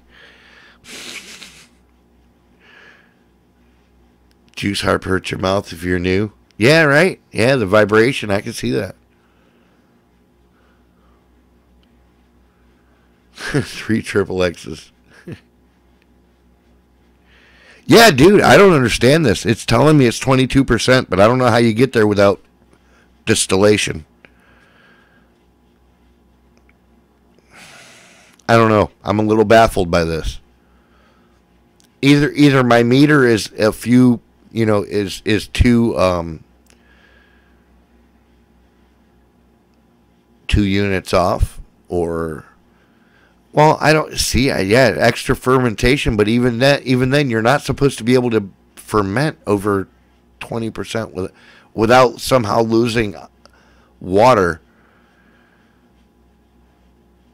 which would mean at some point it actually got over a temperature of boiling water, which I didn't see it boiling like that, but I suppose it's possible that it somehow brewed off water. Had a skeeter on your meter.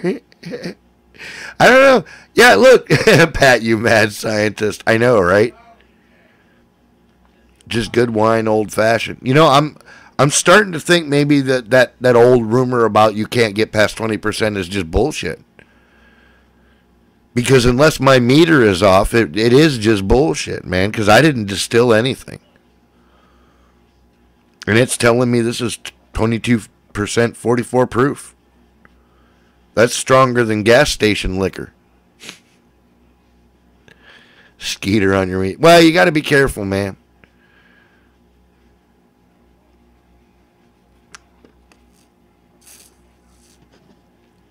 They just didn't know how to brew wine.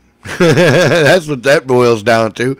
The rumor mongers just suck at making wine. Wow. Yeah, you know, gas station liquor, 42 proof shit, or that 40 proof shit, that stuff that you can buy on Sundays. Wait, you're in Kentucky. They got really weird laws down there. Do you guys even have like the 40 proof liquor down there in the gas stations?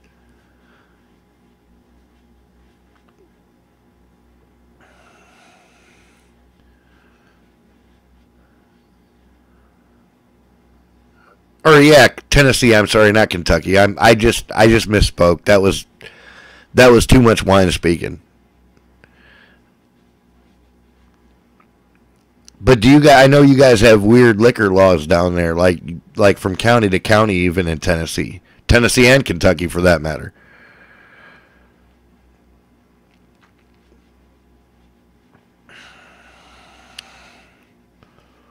Just let liquor stores be open on Sundays. Right on. We still only got a couple up here, Froggy. I'm in Ohio, and that's just a recent thing too. We just got to where there was like 1 or 2 spots in the county that are open on Sundays. No liquor in gas stations, right? Okay. Well, up here we got it split in half. The 80 proof and above shit you can only get in a liquor store. You know what I'm saying? But there's a watered down version that's like 40 proof or 42 proof, depending on which brand you're buying, that they can sell as wine. You know what I mean? That falls under our wine sales. 22% is the strongest here, Pat. Right on. Dude, I've never had wine get to 22% before, and I was kind of believing the lie. This might be. Because I'm telling you, this is the first wine I'd brewed in a long time that actually had a little bit of a burn to it. You know what I mean? Like you could really taste the alcohol in it. This is good stuff, and it tastes good too. That's the other part of it. You know what I mean? It doesn't even taste bad. Usually, if you make strong wine, it tastes like ass. Like, I made some grapefruit wine one time. I don't know what it was. I didn't measure it with a meter, but I tell you what, it was some of the strongest wine I ever made, and it just tasted like butt, dude. I fucking hated drinking it, but I got all fuckered up on it. I sure did. I held my nose and got in that shit, but no more liquor stores. Yeah, everybody should sell weed. Fuck liquor. Weed's better for you anyway. Put that shit in brownies. You be eating chocolate brownies every day. You'll be all fucked up. Pat, you dangerous as fuck. Aaron, the tires, they have no idea. They have no idea.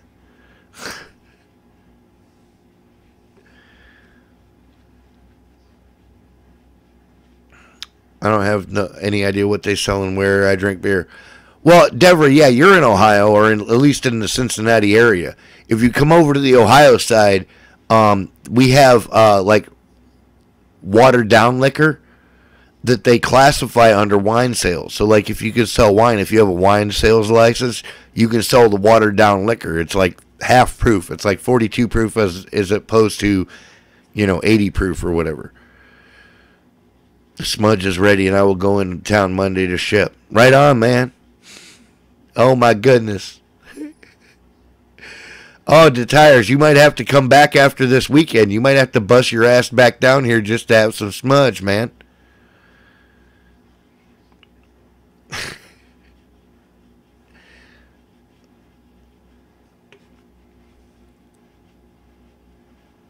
Make 5 gallons of moonshine at a time here. Well, yeah, but that's a local rule. That's not, like, if a Fed busts you doing that, you're still doing time, dude. You got to watch the Feds. It's not the locals that you got to worry about. It's just like with weed out in Colorado and Washington and shit, man. The locals can say anything they want. They're going to let you get away with what they let you get away with. But the Feds be watching, man. You got to, like, can't be doing it,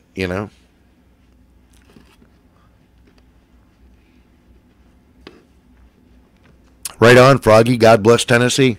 Gotta love that.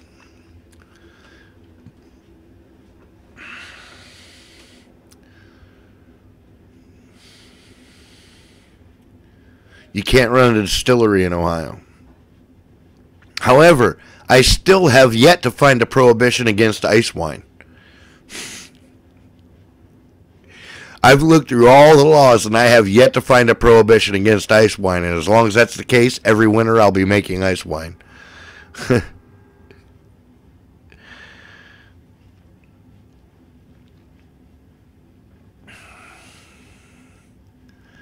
Because it ain't white lightning, but I'll tell you what, it'll get to 70 proof.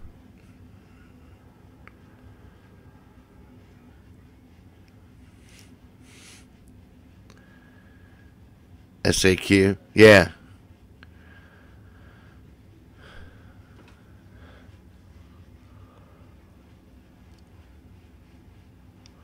Right on, Froggy. That's cool.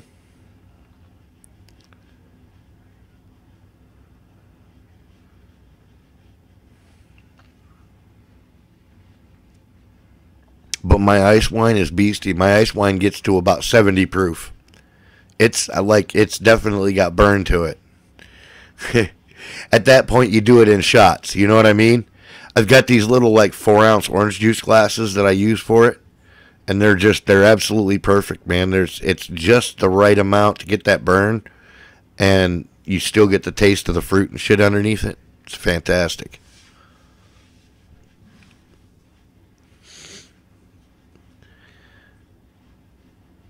And it's peach too, by the way.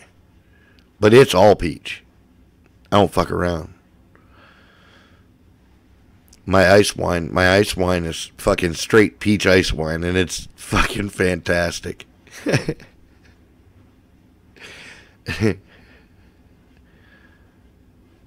Saskatchewan Liquor Board, right? Yeah.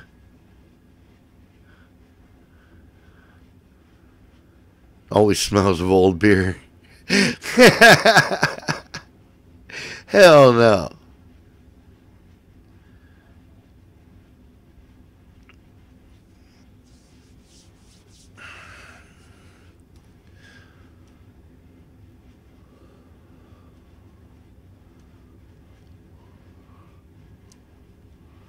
I've also made ice wine out of fucking Applejack.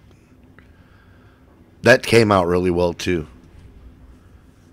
But it wasn't really, it was extremely dry. You know what I mean? Like there was absolutely no sweetness to it whatsoever. And like it wasn't terrible, but I mean if you don't, like normally I like a sweeter wine. And that, you know, the apple ice wine was just really, really dry.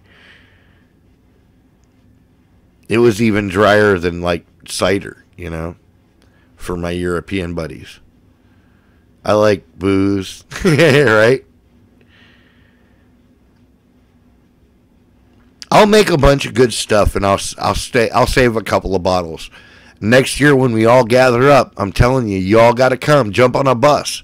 Take a fucking Greyhound. It's not that expensive. If you had any money more than me, you can fucking take a bus. And I'll give you several months to save up for it.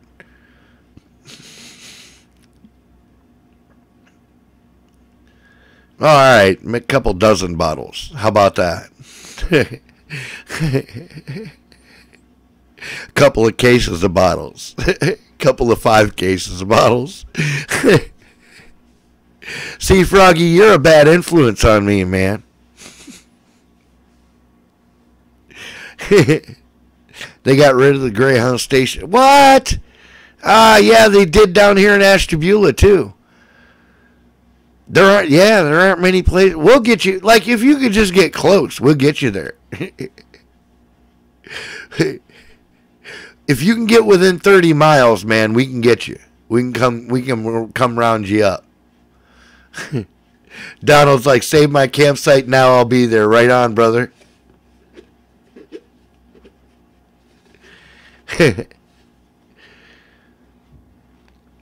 Dude, bring tents, man. Everybody bring tents. I got a couple of pup tents. Like most of the time I camp under a tarp, so like my camping gear is very minimal actually. But I got one of them old Army 2 halves of a fucking whole Army tents, you know? And that's what me and Pops usually sleep in. Yeah, bring tents, cars, and hammocks, man. You know? Grab a damn sleeping bag, for fuck's sake. We'll figure out a way to get you off the ground. Give me a minute.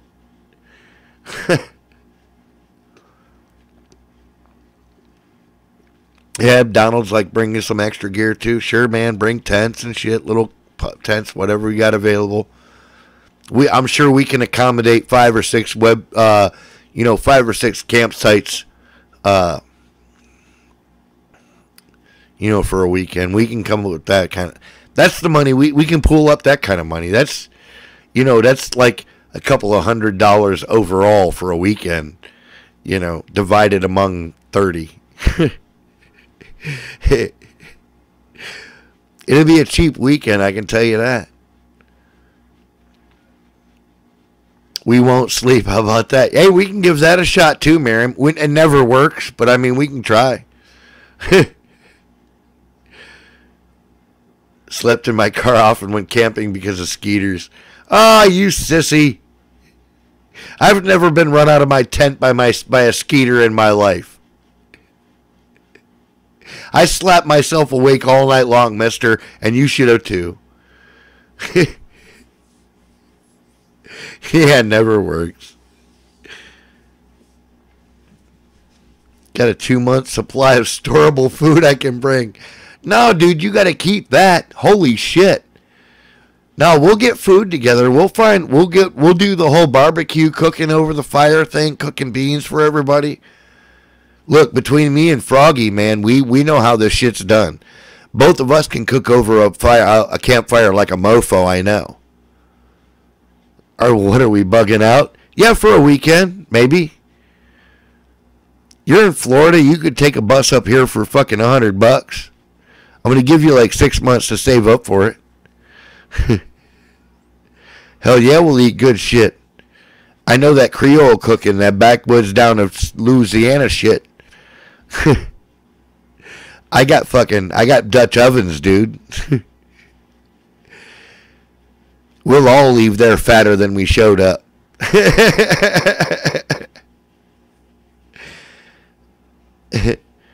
Would like to learn how to cook it before a shit hits the fan event. Right on, man. I know you do, Froggy. I'm sure you know your way around a grill too. I've heard you talk, man. You know food. You're an almost chef. Yeah, and I'm definitely an almost chef myself. Some regular, some medicated. Yeah, right? Okay, don't eat this chili unless you really want to eat this chili. Do you understand what I'm saying?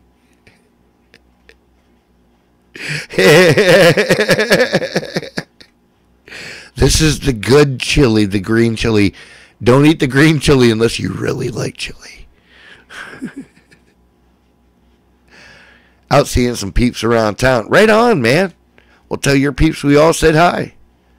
We send greetings to the peeps of Raul.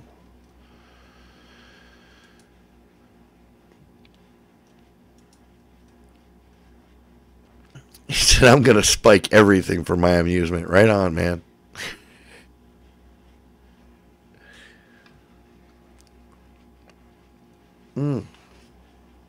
Holy crap, holy, I got to pee. I'm going to put some music back on while I go pee. How about that?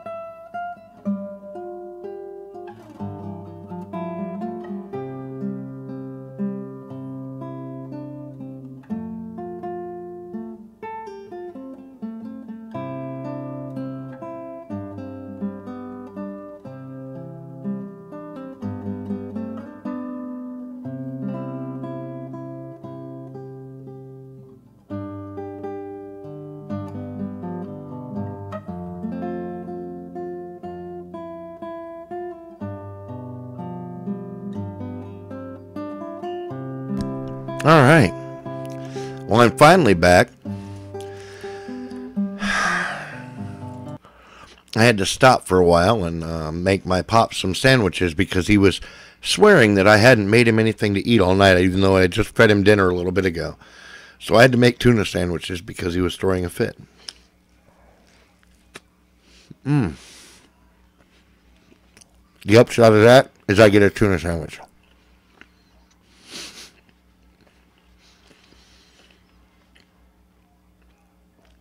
Is something on?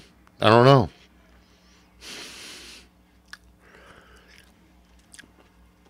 All right. So how about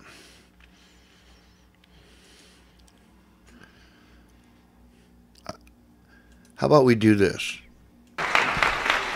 Thank you. Thank you very much. I'm very happy to be here, and actually, oddly enough, a little bit nervous to be speaking to you because, well, you're just so young, and you might think, well, so what? Weren't you 15? Weren't you 17 at one time? Well, when you become my age, you realize that you were at one time 15 or 17, but you've completely forgotten. It's kind of like asking you to remember when you were 3. You don't remember. And so similarly for me, to connect with you, I was thinking to myself, what is it that I should talk to you about? Should I talk to you about America? Well, talking to you about America is a little bit like talking to a fish about the water. You're a fish, you swim in the water, but you don't think about the water. The water is something you take for granted.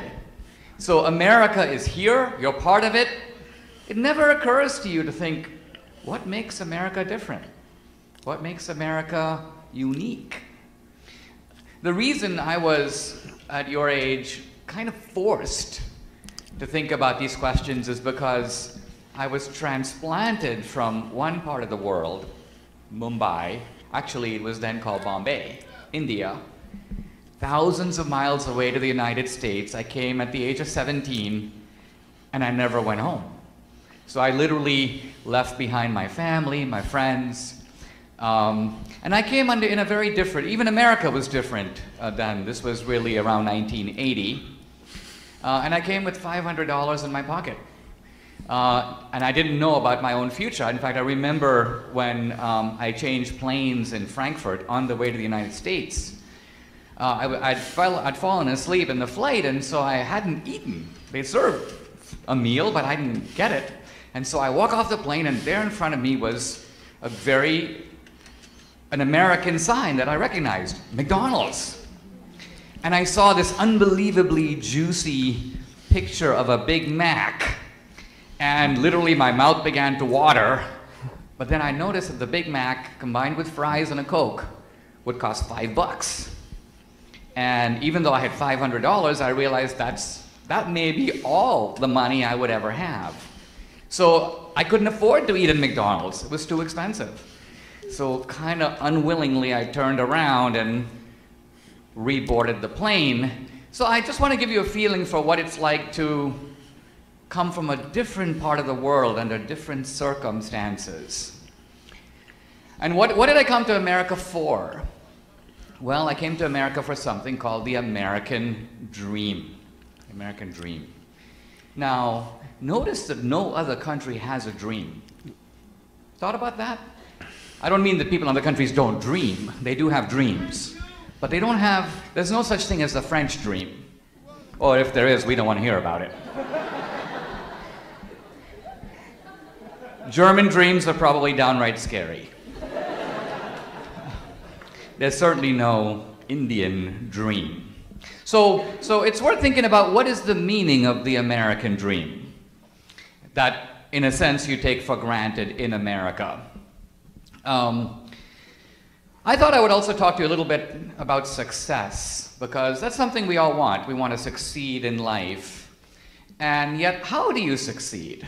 You know, surveys show a lot of young people, even from a very young age, will say things like, I want to be an astronaut. I want to be a doctor. But they have absolutely no idea of how you become an astronaut or what it takes to actually be a doctor. And when I was your age, and this was back in India, I would try to think about what is the recipe for success in life. And at that time, I glommed onto the idea, Proverbs, right? There are all these famous sayings that have come down through time, and I thought, they're obviously going to distill a lot of wisdom about life. So here's a proverb. Look before you leap. You heard that one? Look before you leap. It means be cautious. And I thought that's probably good advice, to be kind of cautious before you take a step. But then there's another proverb, he who hesitates is lost. Then it occurred to me, these two proverbs contradict each other. They say the opposite. One says to go for it, the other says to hold back. I'm not really getting a lot of good advice. And then I come to America, and I hear a lot of American sayings. Be whatever you want to be. An obvious lie. Right? I want to be an NBA professional basketball player. Hey, why did the French plant trees all along their streets? So the Germans could march in the shade.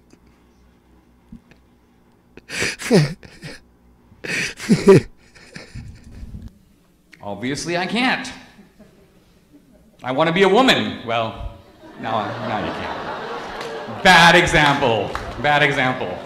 Bad example. But in general, I think you know that we are dealt a deck of cards in life, right? We're dealt this is our quota of looks and intelligence and height and speed and strength. And that's going to set some limits to what we can become.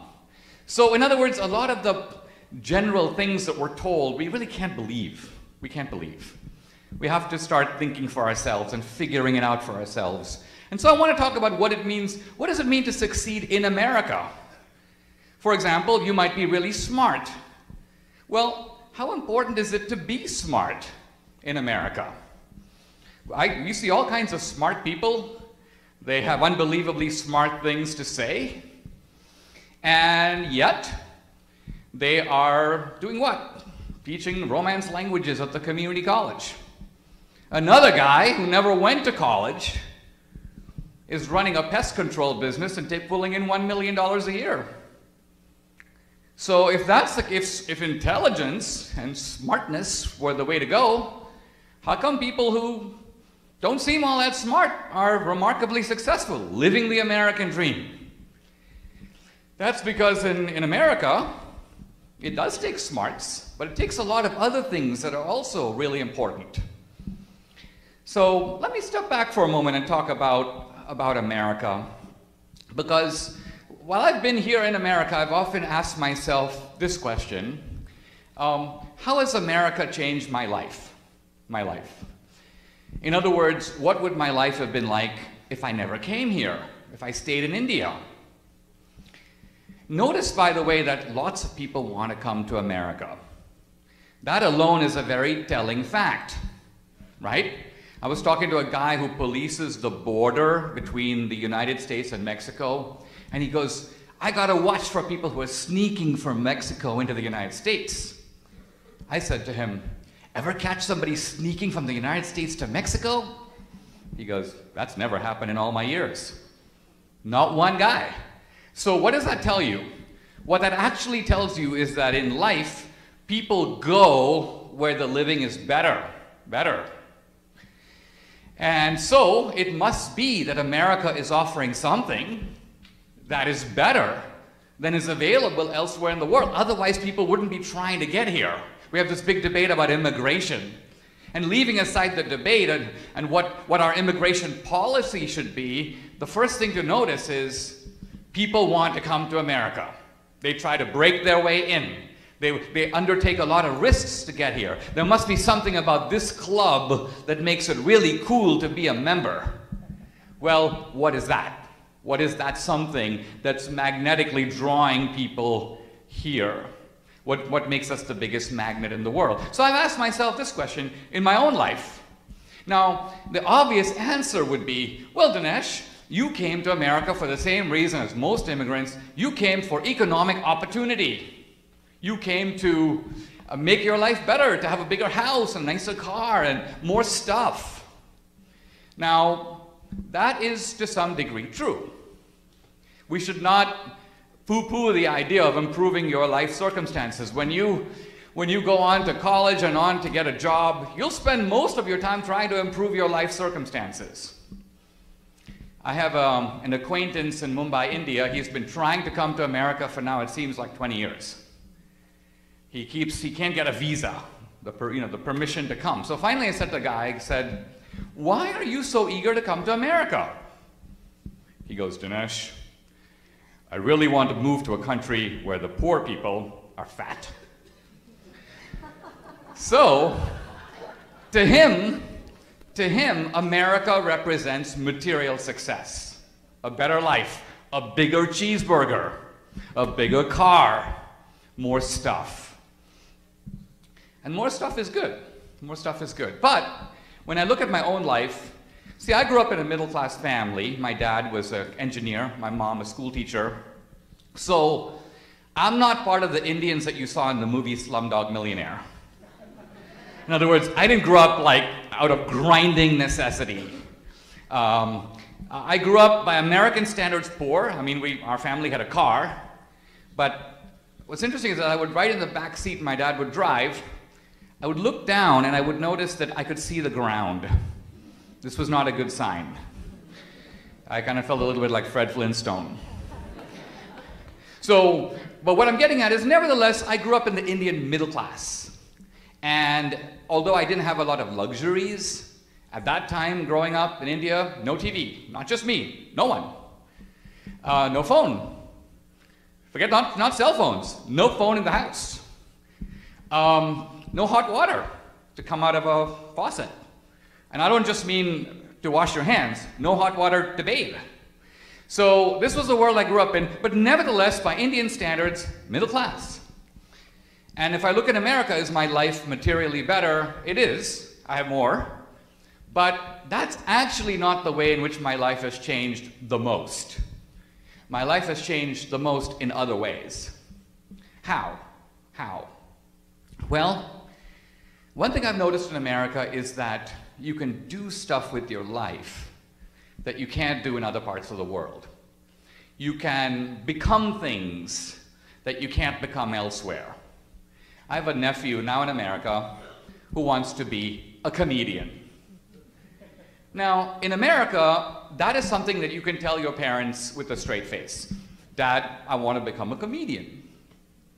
Now, I assure you, when I was a kid at 17, if I went to my grandfather and said, "Grandpa, I want to be a comedian," he wouldn't even know what to say. I'm not saying he'd be against it. He would literally think he needed to put a thermometer under my tongue and take my temperature. He would think I was nuts. Why? Because that's just not an option available to you. If I had stayed in India, the chances are I would have lived my whole life in a 10-mile radius of where I was born. I would never move. In fact, I grew up in the house that my grandfather built, and my father lived in it his whole life. We never moved. If I lived in India, I would have probably become the same thing as my dad. I would have become an engineer or a doctor like one of my uncles.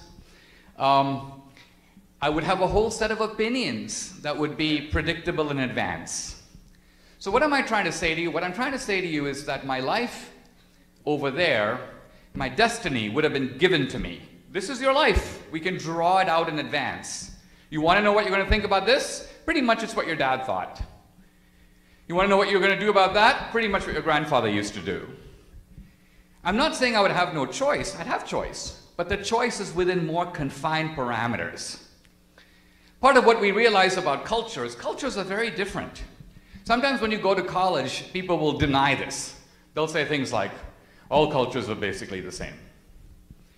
That's another big lie.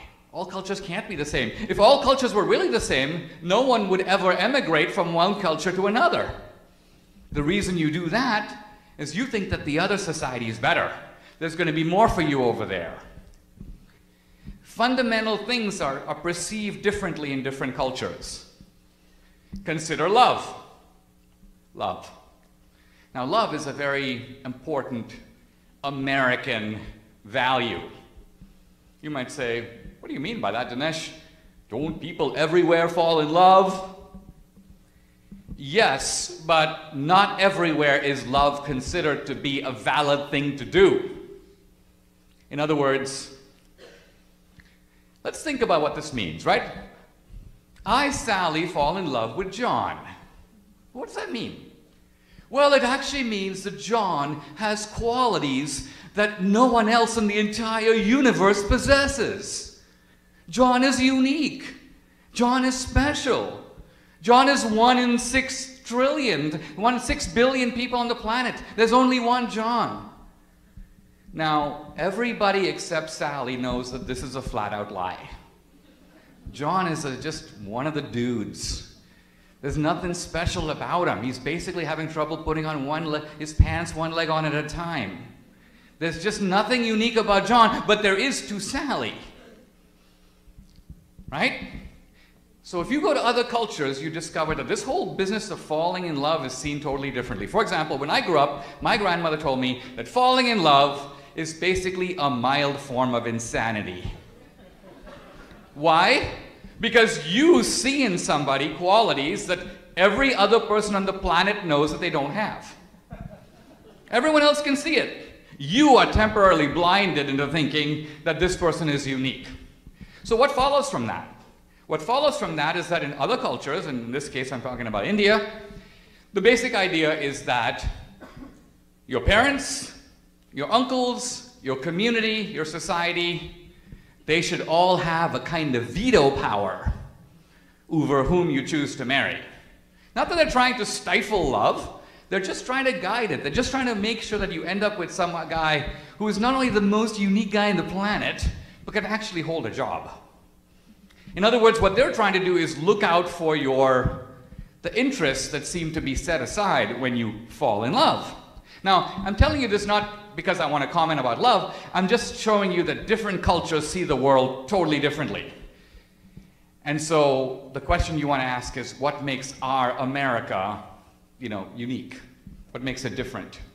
Well, here's one thing that makes it different. I'm just looking at the audience here. And I look around in my own class in Arizona where I went to high school, or Dartmouth. I see a whole sea of faces, people from different backgrounds, different races, different cultures. So I think to myself, how interesting this can happen in America. In other words, here's what I mean. I could pick one of you at random and say, okay, you can come to India, you can live there for 25 years, you can work there, but here's something you can't do. You cannot become Indian. It's not possible.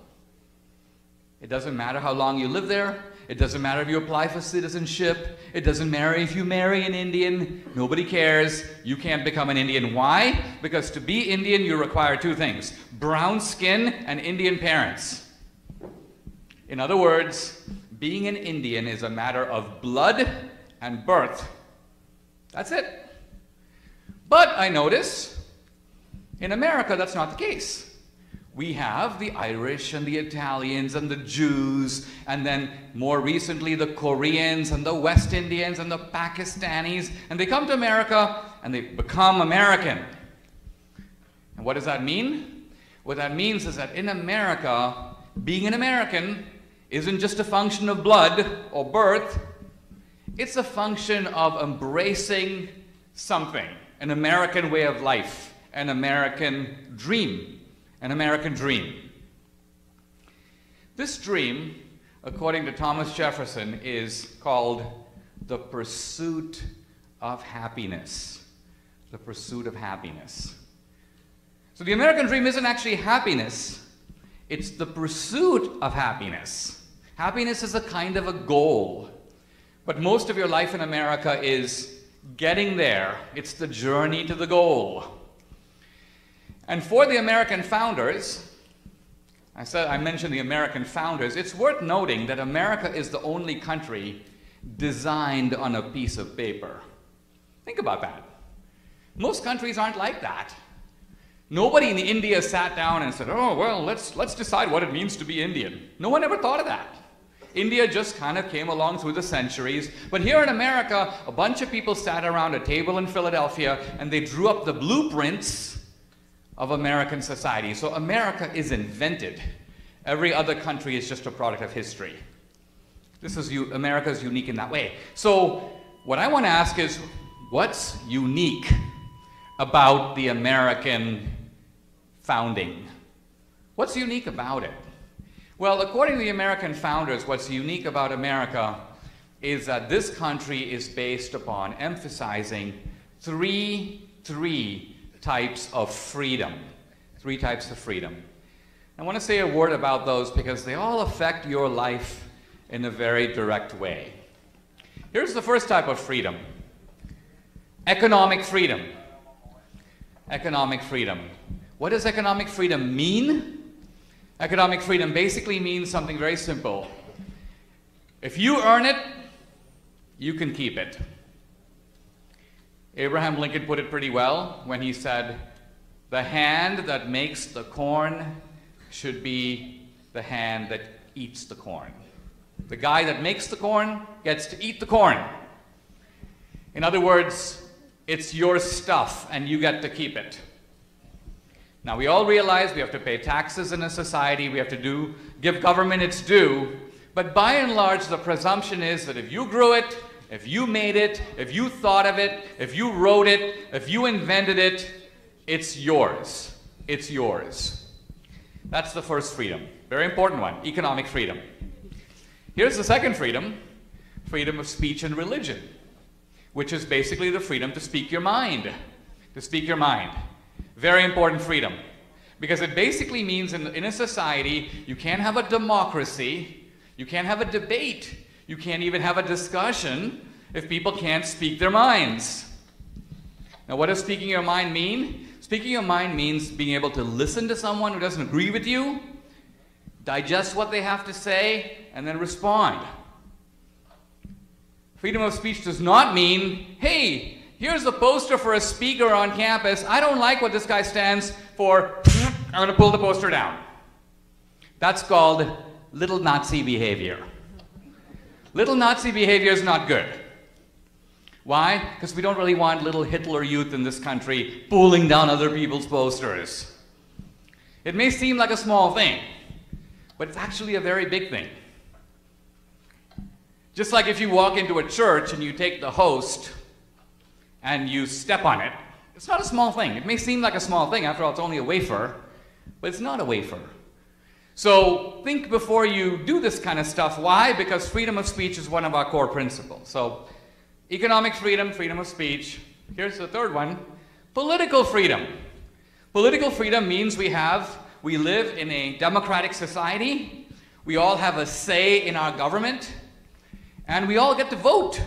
Every 2 years, every 4 years, decide who our president, who our leader should be. Notice that even though we had an election in November, there's a huge brouhaha in this country, if you follow the news, which is still basically arguing about the election. It's still basically on the assumption that the election is somehow invalid. I mean, have you ever heard calls for Trump needs to step down? Well, he literally just took the oath of office. Why does he need to step down? Well, it's something to do with this guy Comey. He wrote a memo. Where's the memo? No one's seen the memo. But a reporter for the New York Times talked to a guy who talked to another guy who claims that there is a memo. Here's what I'm getting at. It's very strange what's happening in America today, because even though we had an election, and normally after an election, there might be a lot of yelling and screaming before the election, but after the election, people settle down. And they basically say, all right, I may not like the guy. In fact, I was no fan of Obama. And to be honest with you, Obama was no fan of me. Now, people might say, oh, Dinesh, don't say stuff like that. He's the president of the United States. What makes you think he gives 5 minutes to think about you, etc.? But I did make a movie about Obama. And I did something that was kind of naughty from his point of view, which is I went to Kenya. I showed up at his family homestead. I met his grandmother. I found his brother. His brother was living in a small hut in Nairobi.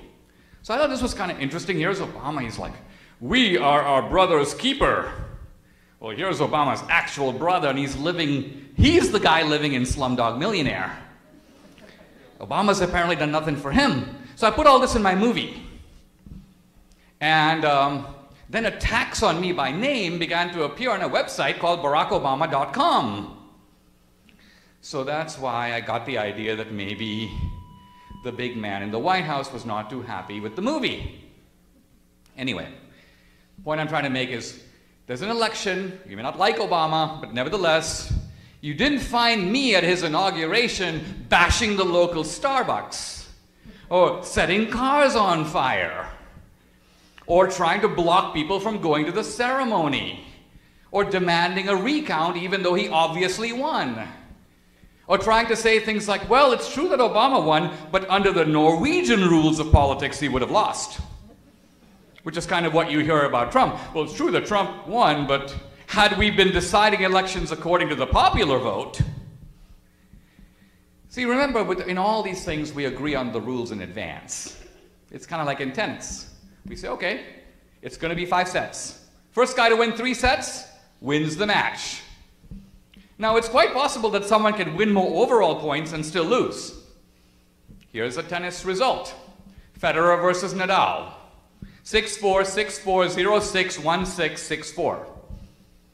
Federer wins. But actually, if you add up those scores, you'll see Nadal won. He got more points. But who cares? We're not counting points, we're counting sets. Essentially, democracy is about fair play. It's about having a set of rules and playing by the rules. That's part of what it means to be in America. One of the sayings I learned in America I'd never heard of before. What goes around comes around. What does it mean? It means that we in this country believe in cosmic justice. Someone can get away with it, but they're not going to get away with it forever. At some point, it's going to catch up with them. Fair rules. Fair rules. Now, when I first came to America, I was invited, I went to Washington, D.C. after college. I was invited to a reception by Congressman, then Congressman Schumer, now a senator. And he gave me the whole spiel about liberalism and the Democratic Party. I want to talk a little bit about the difference between the liberal and the conservative, the difference between the Republican and the Democrat. I'm going to give you my point of view, but think about it. It's worth thinking about these things, and really, if you think about the real benefit of being in high school, it's the benefit of having that curiosity that you had as a kid, not drummed out of you. Not drummed out of you. It gets a little drummed out of you over time. If you look at most college students, most of their curiosity is drummed out of them. They have that kind of bored expression. And what is boredom? Boredom is essentially the active task of killing off your own brain cells. That's what boredom is. It's essentially shutting down curiosity. When you're a kid, you're super curious, right? Dad, why are you twice as tall as me? Why is the sky blue? How do we know that the earth is round? It looks flat. How do we know it's round? And in ancient times, people would have to think about these exact questions. Before they could fly in a satellite and take a picture of the earth, they had to ask, how do we know the earth is round? By the way, here's one way. An eclipse. In an eclipse, here's the sun, here's the earth, and here's the moon. And we can see the shadow of the earth on the moon. Gentlemen, it's round. By the way, that's how the ancients knew that the earth was round. They could see the shadow of the entire earth on the moon. So this is curiosity, but as you get older, and in fact even in high school, you learn, a speaker's coming to campus, I'm going to shut my brain down. You lose that curiosity. Now, one reason I want to say a word about conservatism in America is because today a lot of young people don't know what it is. Conservatism. Because think about it, conservatism is about conserving. So you might ask the question, what is it that conservatives want to conserve? What are they trying to conserve? And why is there a big fight about it? What's so controversial about what conservatives believe? Well, the truth of it is, what conservatives want to conserve are the principles of the American Revolution. That's what we're trying to conserve. Now, people say, well, the American Revolution was 200 years ago. Are you trying to bring that stuff back right now? No, we're not trying to do that. You have to distinguish the principles of the founding from the world that we live in now. We're trying to figure out how do you apply eternal principles to changing situations. So what does it mean to have those principles of the founding in the 21st century? And why is this controversial? Because things that conservatives consider obvious have now become a business for a fight. Take the simple principle that you get to keep the stuff that you make. You get to keep the stuff that you earn.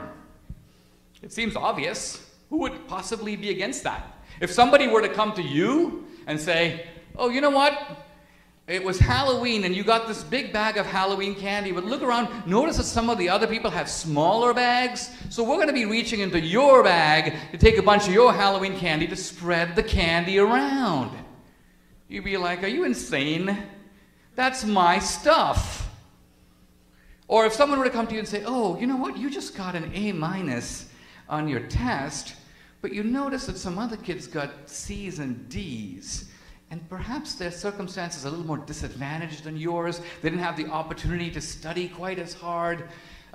They didn't have the same parental upbringing. So how about we redistribute some of your GPA and give some of your grade points to them? You'd be like, are you nuts? I worked hard for those grades. Those are my grades. Well, the same principle applies when you're out in the workforce and you get your paycheck and you think, wrongly as it turns out, that it's yours. Because there's a whole other group in this country, we call them Democrats, trying not to make that a swear word, and their argument is that the stuff that you earn is the common property of society, that if Congress wants to, it should be able to take and give to somebody else. Now, let's be careful here, because the American founders did talk about the government promoting the common welfare. The common welfare. But think about this for a moment. The common welfare is the welfare of everybody. Here we are in Canyon High School. What's the common welfare? Well, the common welfare, for example, is let's keep Canyon High School safe. Let's make sure that we have some cops who don't let outsiders on campus where they can take advantage or prey on or steal from students. That benefits everybody to do that. That's the common welfare, and that's why we have cops in America and we have a Defense Department, because it's to protect the security of all of us. But now the government comes along and says, oh, Dinesh, let me reach into your back pocket, lift out your wallet, help myself to it, and then turn it over to some other guy. I say to myself, where's the common welfare?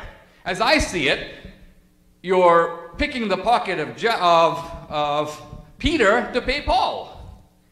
Now, I can fully understand that any government that systematically robs Peter to pay Paul can totally count on Paul's support. And here we have an explanation for the Democratic voter, right? Any transaction that's moving money from there over to me, I'm in favor of. But it seems to violate the simple principle, the Lincolnian principle. Remember, Lincoln's the founder of the Republican Party, that the guy who makes the corn should be the guy who eats the corn. And our government does all kinds of stuff that in the private society you would never condone. Let's say your neighbor came to you and said, hey, Bill, you know, I'm pregnant. I didn't mean to do it, but I am. And I want you to give me $400 a month so I can support this unplanned pregnancy that I'm going to have. Now, first of all, I would submit that very few people would go, absolutely. At the very least, you'd say, well, listen, you know, okay, I'll try to help, but, you know, you got to be more careful. You got to do this, you got to do that. You got to, and finally, if you can ever pay me back, I'll expect you to do that. And if a year later, the same person shows up and goes, shoot, I don't know how to tell you this, but pregnant again. I'd like to have another $300 a month to, you know, tide me over. I think you would say, absolutely not. But the government doesn't do that. For the government, it's simply a matter of statistics. Do you qualify? Yes, you do. Here are your benefits. You qualify again? Here are your benefits again.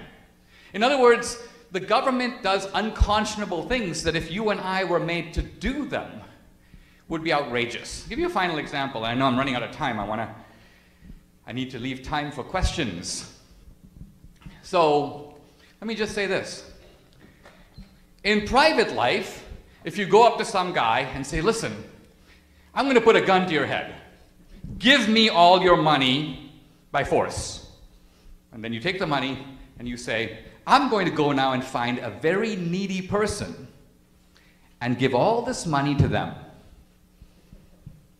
Right? What would you call a person who did that? I would call them a dangerous criminal who needs to be locked up. Oh, please don't whoop me, master. And yet, if the US government does it, it's okay. It's okay. And that's what the US government does do. All right. Let me sum up. It's not okay, kids. My goal in talking to you today is not to convince you to think this way, or vote for that guy, or to be a Trumpster, or to be an anti-Trumpster. It's to convince you that you live in a unique kind of society, America, that this society will allow you to fulfill your life in a unique way. If you lived elsewhere, you wouldn't have these same opportunities. So feel grateful about the kind of water that you swim in. Yes, so what, Tanya? It happens to be very good water, God. as it turns out. Lots of other fishes are trying to make their You way always over got to here. say stuff. And finally, don't lose that innate curiosity that you had as a child. That is actually the driving force of what will That's make your it. life I'm not interesting. giving you my licorice now. Lots of adults live really boring lives.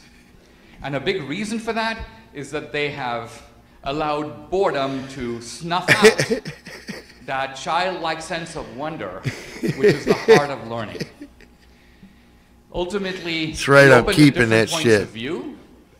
If you're a liberal, That's getting it. conservative. And ultimately look at America as a Nah, you stage can have my licorice. for What the fuck? growth. You may not be able to become everything I that didn't you want wanna it be, anyway. but you can certainly become a lot better. But you can't just say crazy stuff, though. though. Version of yourself. And that ultimately is the American dream. Ultimately, even though happiness is the goal, if you pursue it in the American way, you'll find a lot of happiness along the way. Come on! Thank you very much. Thank you. 9 bags of licorice, baby. Thank you.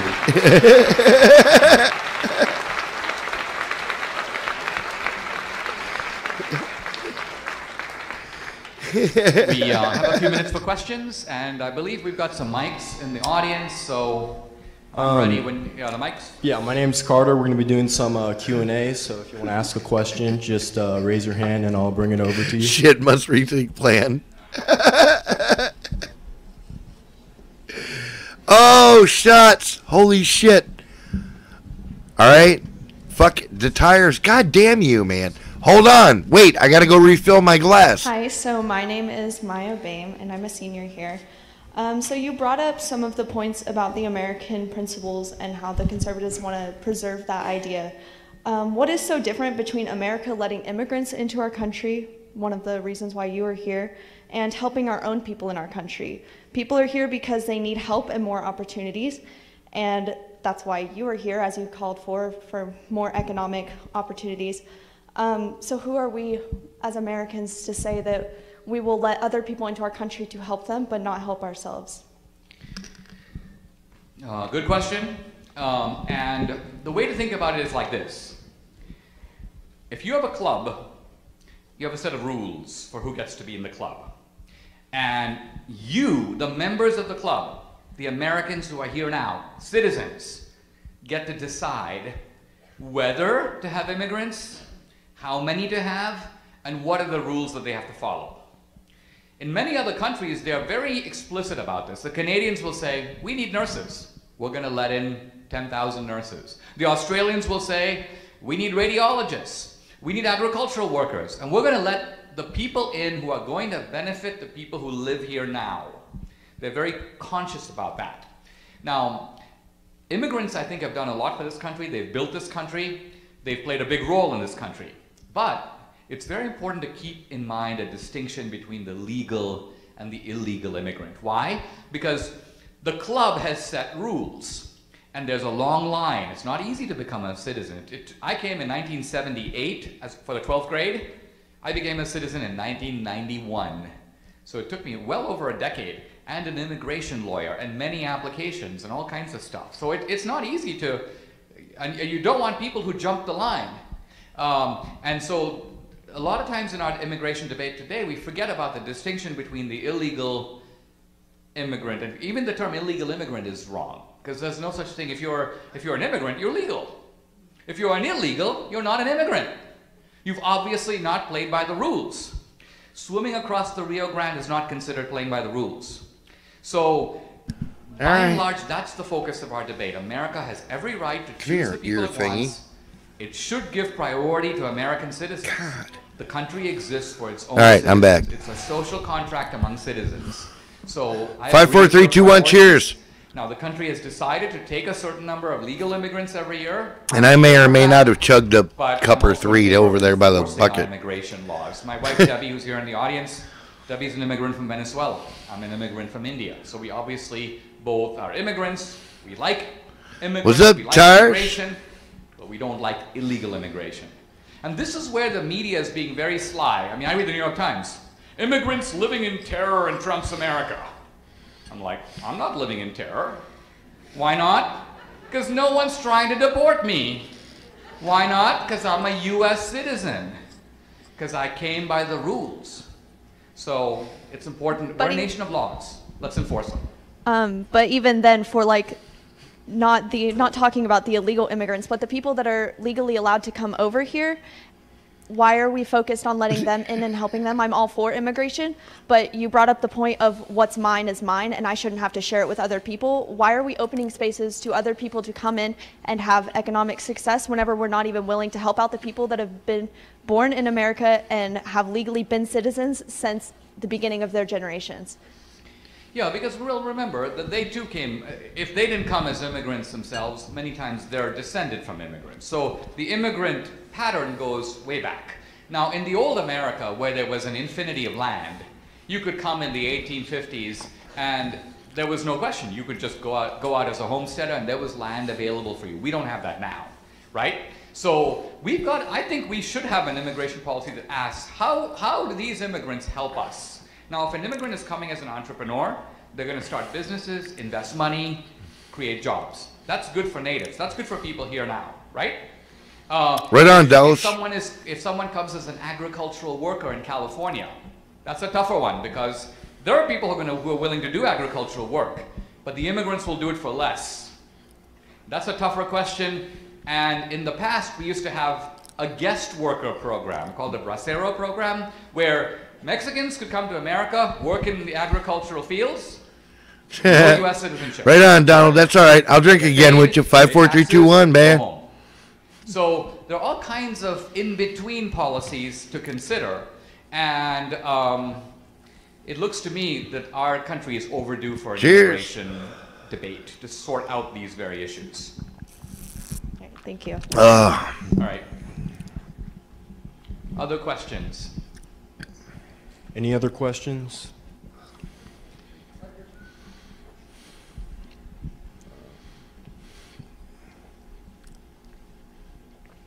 Right, Dallas, fuck here. Right on to tires. Hi, I'm Tyler. I had a quick. No, Tyler, we don't care about your stupid question. All right. Now that we've... Because in the video he said that I was going to bring a knife to a gunfight. I brought you guys instead. He's really going to need you. All right, all right. It's nice to have fans. All right, well, let's kick things off here. You know, one of the interesting things about both of your backgrounds is that you're actually both immigrants to this country. Dinesh, you immigrated here from India, our shared motherland, and Cenk, you immigrated here from Turkey. So maybe I'll kick it off to you first, Dinesh. Tell me more about the immigration story coming here to the United States and how that has shaped your views on politics and policy. Well, I came to the United States at the age of 17 in the late 1970s. India, in that time, was a country that had been really governed by socialists since independence. And it was a country where there was almost no opportunity for young people. Everybody I knew was fleeing the country, was going away, going to sea, going to the Middle East, coming to America. And it was a country that was rife with political corruption, corruption that actually made its way into everyday life. So you couldn't actually go through the day without feeling dirty. You're always paying bribes. You're always doing things under the table. And to me, coming to America, I came just to see what it was like. I came as an exchange student on a one-year Rotary scholarship. But I realized when I got here that I had sort of moved from the margin of the world to the center. I realized that even though I had $500 in my pocket, I couldn't afford to eat at McDonald's. Even though I was, in a sense, by myself, my family stayed back in India, I realized that if I stayed in America, I could do things with my life that I would never be able to do if I stayed home. And it wasn't just that I would have economic opportunity. It is true that I looked around America.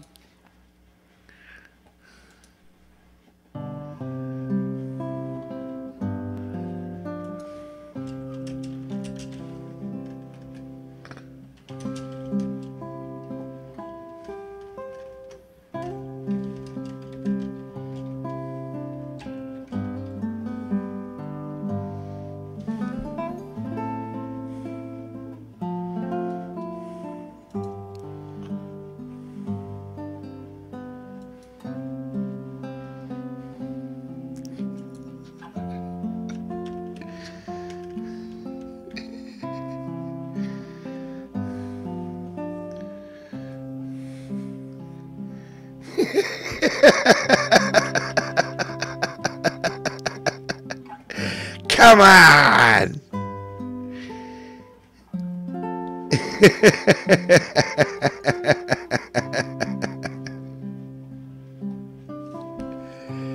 Oh.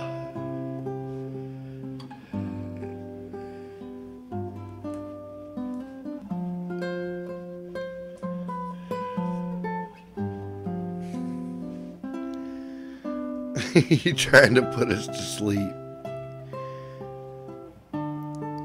Come on, man. This is guitar music. It's beautiful. You guys are a tough crowd, man.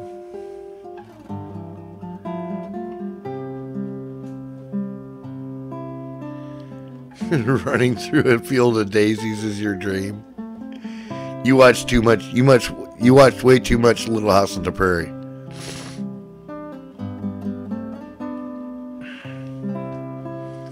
Is it safe yet?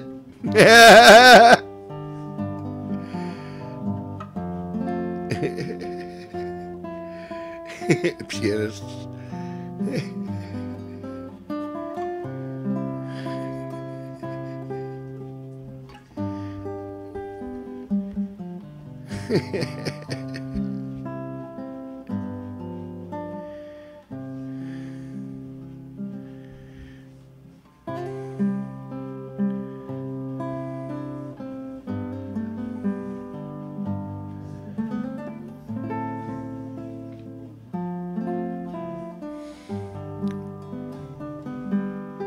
Yes, chunk yogurt.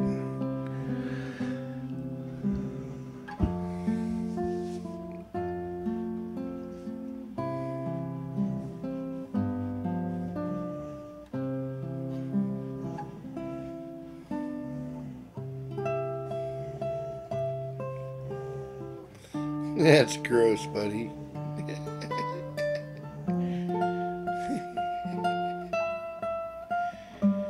Hey, it's not our fault we put that fucking tub on fucking TV. Chank the Turkish tub fucking yogurt.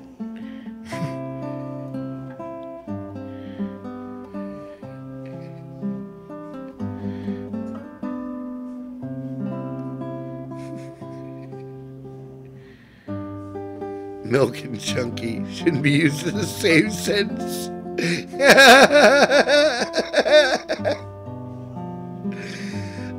You make a strong argument, Aaron. You make a strong argument, man.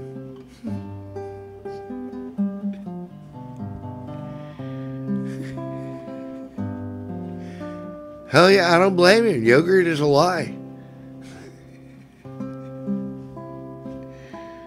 Fuck yogurt. Me and yogurt are not on the same team. I need some chocolate.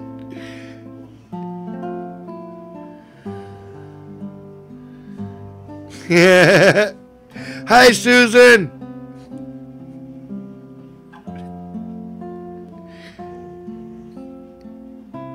Is that what you want, Frank? You want us to be shut down?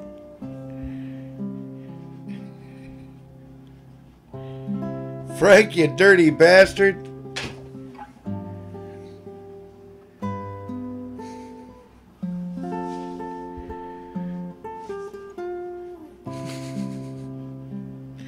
You's kind of chunky milk. Night, Froggy. Pew pew. Pew pew, you motherfucker. Take that on your way out the door. I don't have a dog in this fight, so like, don't pin me to one side or another.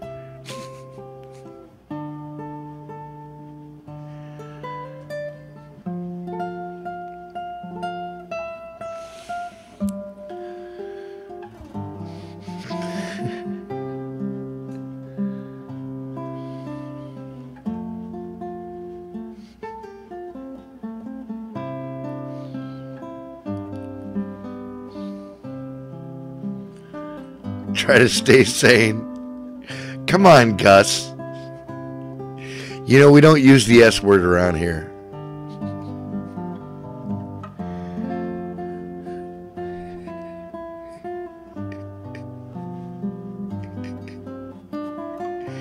It's asking a lot. It really is. Come on!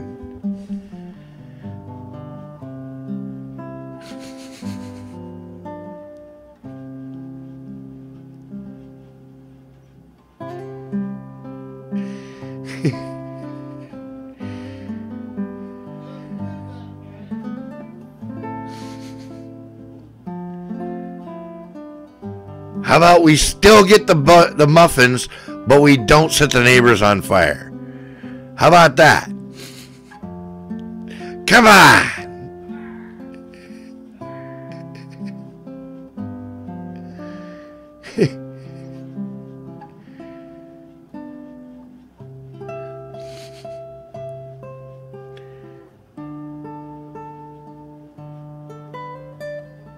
Fucking like muffins. Yes, Pops.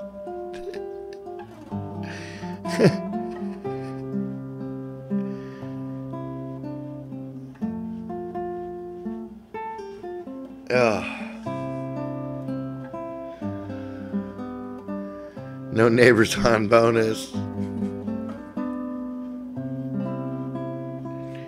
Hell yeah, dude.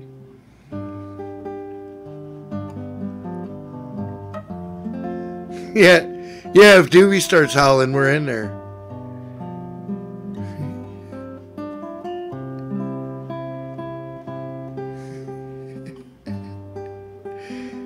Shit, we all know it's Aaron's. We could testify in his behalf.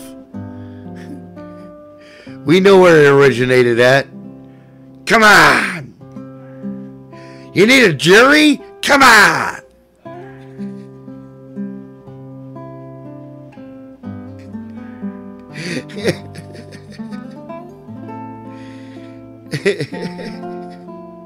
He said my boss made that. Well, you're getting the credit for it. Your boss is gonna have to fucking be mad. I don't think he copyrighted shit.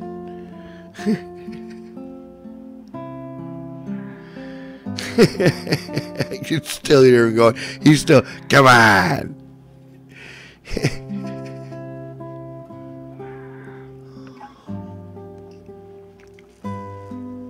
Oh, don't shit yourself. He just likes to make noise.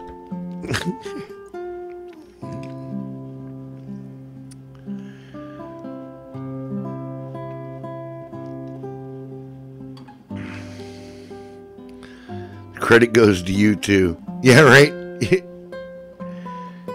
Hell yeah, the Tires is a legend, man.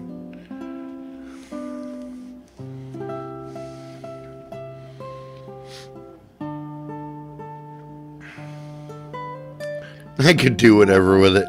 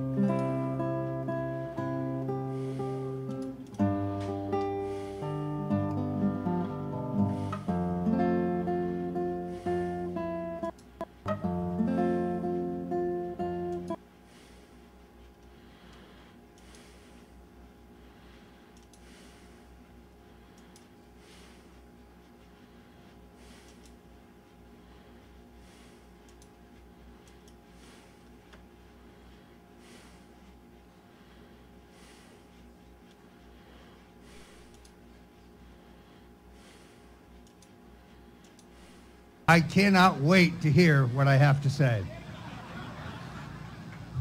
First of all, I want to recognize you because you are the tip of the spear. You are the cutting edge of the counter-revolution. Donald Trump won the most improbable political victory in American history. The TV networks told him he could not win. The polls told him he could not win. The mainstream media said he could not win. I'm sure you recall the New York Times analysis that Hillary Clinton had a 90% chance of victory. Guess what?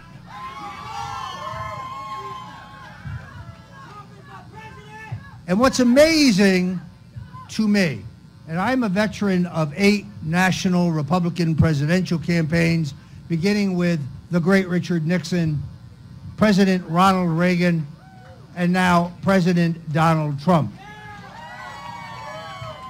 What's amazing to me is with the implacable opposition of the two-party duopoly that ran this country into the ground, the Bushes and the Clintons working together, who gave us endless foreign war without our inherent national interests being clear.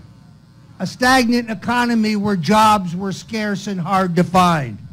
Immigration policies that leave our streets and neighborhoods safe, unsafe. Trade policies that are good for our trading partners but suck the jobs out of America. A housing crisis. A student loan crisis. When they say Barack Obama was a great president, what the hell are they talking about? Presidents who sell guns to ISIS should be prosecuted.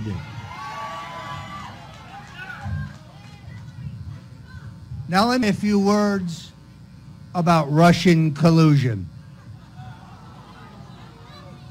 It's bullshit. It's a canard. It's a fraud. It's a left-wing conspiracy theory. But what it is meant to do is to distract from a far more serious scandal. And that is the use of a dossier that was fabricated by the Clinton Justice Department and the Clinton FBI working with the Obama Justice Department and the Obama FBI working with the Clinton campaign and utilizing that dossier as the underlying rationale for surveillance on the Republican candidate for president. Let's think about this for a moment. This is an abuse of power in which the authority and capability of the state was used to try to rig the 2016 election. Ladies and gentlemen, this makes Watergate look like a fourth-rate burglary. You know, I'm Italian-American, and we have a saying. I'm actually Sicilian. and this is a Sicilian saying, a fish rots from the head. So when it comes to the phony dossier and the illegal and unconstitutional use of the FISA law to spy on Donald Trump's campaign on the basis of fabricated evidence of Russian collusion, there's a simple question. What did Barack Obama know, and when did he know it? Now, I think a lot of you know that for the last several months, I have been the subject of an extraordinary Gestapo-like witch hunt by the illegitimate special counsel Robert Mueller. Now, Mr. Mueller has an extraordinary public record. He failed as FBI director to investigate multiple reports that 5 of the 9 hijackers were training at a Sarasota training school. And after the fact, as FBI director, he signed... You know if Hillary Clinton was black, that bitch be in jail already. Harboring those men had no Lock that hoe up. the 9/11 plot. But because Judicial Watch fought to get documents from the government under a Freedom of Information Act, if Hillary Clinton was black, they'd have dash cam footage on her ass. She already being handcuffed, walking all around in an orange jumpsuit. Wrong 3 men. Motherfucker, please. He did arrest, died mysteriously in captivity of a Tylenol overdose. Mr. Mueller let 4 men rot in a Boston jail that he knew they were convicted. If Hillary Clinton was black, she already owed Bill child support. Mob FBI informants. Mr. Mueller led the cover-up in BCCI. Mr. Mueller led the cover-up of Lockerbie 103. Seems to me that Bobby Three Sticks is not exactly the white knight they tell us he is. And now, in the case of me, I can tell you, they have no evidence of Russian collusion. They have no evidence of WikiLeaks collaboration. And they have no evidence whatsoever that I had any advanced knowledge of the acquisition and publication of John Podesta's incredibly incriminating and embarrassing emails. So, when you read, as you did last Thursday, that 2 more of my colleagues are being dragged before the grand jury, and I'm asked consistently every single day by some smart-mouth mainstream media reporter, is today the day you will be indicted? To which I say, no, but today could be the day that I am framed. You see, this is very simple. They know that Donald Trump has been a personal friend of mine for over 40 years. They know that I was the chairman of his Presidential Exploratory Committee. They know that I was a consultant to his efforts to investigate a candidacy in 2012. They know I wanted him to run in 2000. Sorry, I was yelling. They know I wanted him to run in 1988. They know that I have been a friend of the Trump family. He went to my wedding with my wife, Nydia, who's with us here today. I went to his wedding to Melania.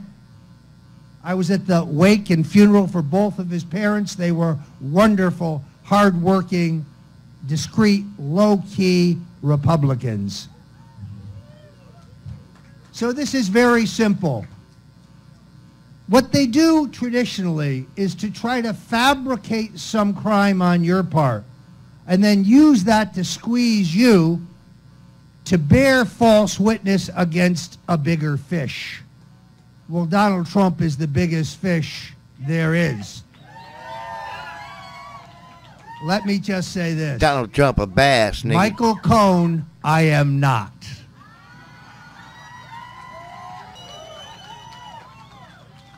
Now, in all honesty, they seek to destroy me financially. You see, I was sued by a left-wing group here in D.C. that tells, and here's why they sued me. They said that the Russians hacked the DNC, they gave the information to Julian Assange of WikiLeaks. Assange gave it to Roger Stone, and he gave it to Donald Trump. That is nonsense. In fact, I question whether the DNC was hacked by anybody. The forensic evidence shows the contrary, shows that the material that was so very embarrassing to the Democrats, because Hillary had to cheat poor Bernie Sanders. She couldn't beat an 82-year-old socialist for the Democratic nomination without cheating. So the whole question of where this information came from is meant to be a distraction from the content of the information. Because if you read the WikiLeaks disclosures, you'll find that Hillary herself was up to her hips in their dirty tricks operation to foment violence at the Donald Trump rallies. Bill and Hillary Clinton are the penicillin-resistant syphilis of the American body politic. Oh, my friends, there was Russian collusion in the 2016 election. There was a candidate whose top aides were making millions and millions from the oligarchs associated with Vladimir Putin. There was a candidate who got $145 million from the Russian energy company, while the control of 20% of America's enriched uranium was on the table for her approval, and that candidate was Hillary Rotten Clinton. Lock her up! Lock her up! Lock her up!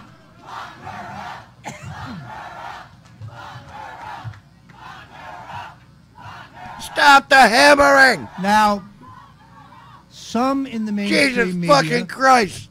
say that Hillary I can't Clinton work is under thinking these of running conditions. again.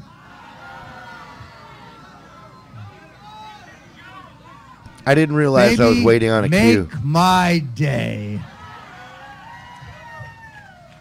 And then there's Joe Biden, that scrawny punk from Delaware, who's gotten his ass kicked every other time he ran for president, but has a very exalted position of himself. I just want to know one thing. Why was it that immediately after he went to China, his son Hunter Biden got a very lucrative deal from the Chinese government? I'd call that Chinese collusion, wouldn't you? Wait a minute, wait a minute. Why is it when Joe Biden made an official trip as vice president to the Ukraine that the Ukrainian government gave a very lucrative deal to his son, Hunter Biden? I'd call that Ukrainian collusion. You see, some in the deep state believe the laws are only for Republicans. The Hunter son, Hunter Biden, is epically corrupt, and his enabler is his former vice president father. They should be under grand jury investigation today. What I really like is when Biden threatens Donald Trump. I'll take him out behind this. I mean, Joe, give us a break. One shot, and Donald Trump would have you on the ground.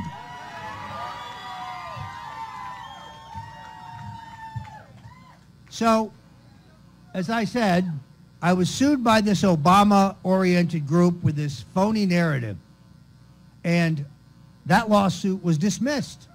And when it was time for them to prove the evidence of this notion that the Russians hacked the DNC and gave the material to Assange, who gave it to WikiLeaks, who gave it to me, and I gave it to Donald Trump, their evidence is a fake news clipping from the Daily Beast. They have no evidence. And that lawsuit was dismissed, but it cost me and my family $245,000 in legal fees. Now I'm being sued by the Democratic National Committee. In a sore loser lawsuit, they're suing me, Donald Trump Jr., Jared Kushner, the Republican National Committee, the Trump campaign, the Russian government, Vladimir Putin, WikiLeaks, Julian Assange, Bozo the Clown, I think, is in there. And let me say this. This is a lawsuit that they will deeply regret filing. Because in discovery, My lawyers want to examine those servers. And we will prove once and for all that no one hacked the Democratic National Committee. Now I face a relentless witch hunt from a corrupt federal prosecutor who has no oversight. The courts have ruled that Mr. Mueller's appointment is legal because he has the oversight of an elected official, Donald Trump, and an appointed official who was appointed by an elected official, Rosenstein. The problem with that is that both the president and Mr. Rosenstein are at a minimum subjects of the investigation. Mr. Rosenstein, because he wrote the memo to the president telling him how to fire his buddy James Comey. What Rosenstein's unhappy is the weasel didn't expect that memo would leak and that his deep state buddies would find out he was working both sides. So what the president needs to do today is very clear. He should declassify all of the information pertaining to their phony FISA warrants and their abuse of the Constitution. He should fire Jeff Sessions. He should send the Keebler elf. He should send the insubordinate hillbilly back to Alabama. He should fire Rod Rosenstein for his conflicts and for his refusal to turn over to a co-equal branch of government information that they are entitled to under the law and the Constitution. And then he should fire Mr. Mueller. Now, those who say that if he does this, he'll be impeached. Ladies and gentlemen, if he does not do this, he will be impeached. The president has not done one thing that all of his predecessors have done. He should go on television from the Oval Office in an address to the American people. He should lay out the phony dossier, soup to nuts, and explain why he is doing what he's doing, the termination of these corrupt deep state criminals, and then make this election a referendum on the economy and his actions to clean up the deep state.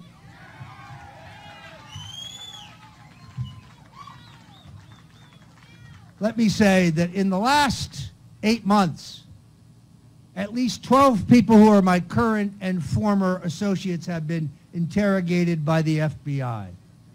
At least 5 of my associates have been dragged before the grand jury. The grand jury is being misled. Roger Stone's a dirty trickster. Well, one man's dirty trickster is another man's freedom fighter. Roger Stone says he would win at any costs, but they leave out the part where you say, short of breaking the law. It's an abusive process. Folks, these people tried to interrogate my cleaning woman. These people were caught sorting through my garbage. They have no evidence of Russian collusion, WikiLeaks collaboration, Podesta nonsense, or any other illegality. This is a witch hunt. I am guilty of being awesome. I am guilty of supporting Donald Trump for President of the United States. I am guilty of helping defeat crooked Hillary because she is a short-tempered, foul-mouthed, greedy, entitled psychopath.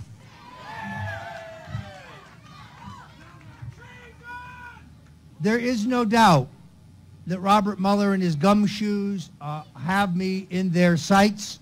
They may be having trouble finding some act that violates the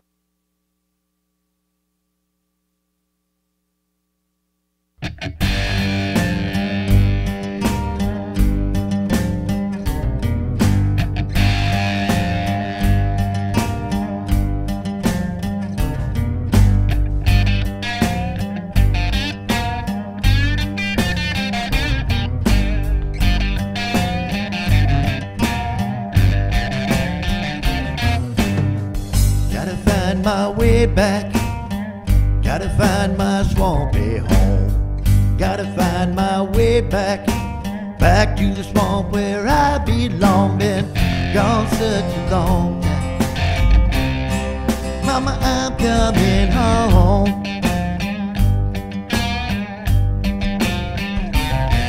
Been gone such a long time. Mama, I'm coming home.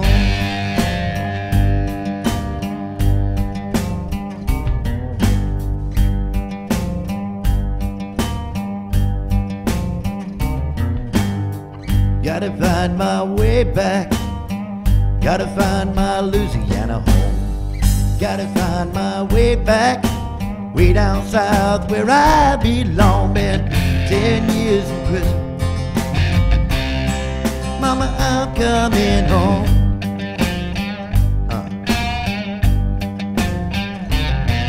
Where the bodies in the swamp were hidden. Mama, I'm coming home.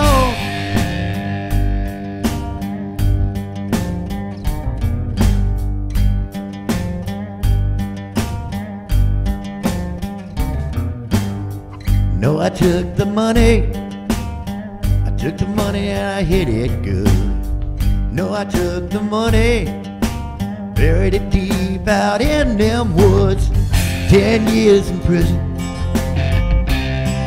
Mama, I'm coming home.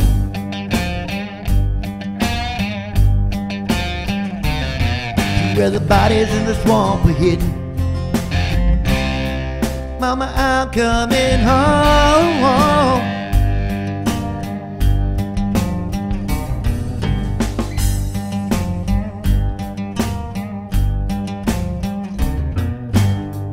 Gotta find my way back. Gotta find my swampy home. Gotta find my way back. Deep in the swamp where I belong. Been gone such a long time.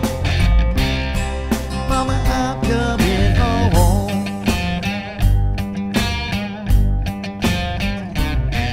Been gone such a long time.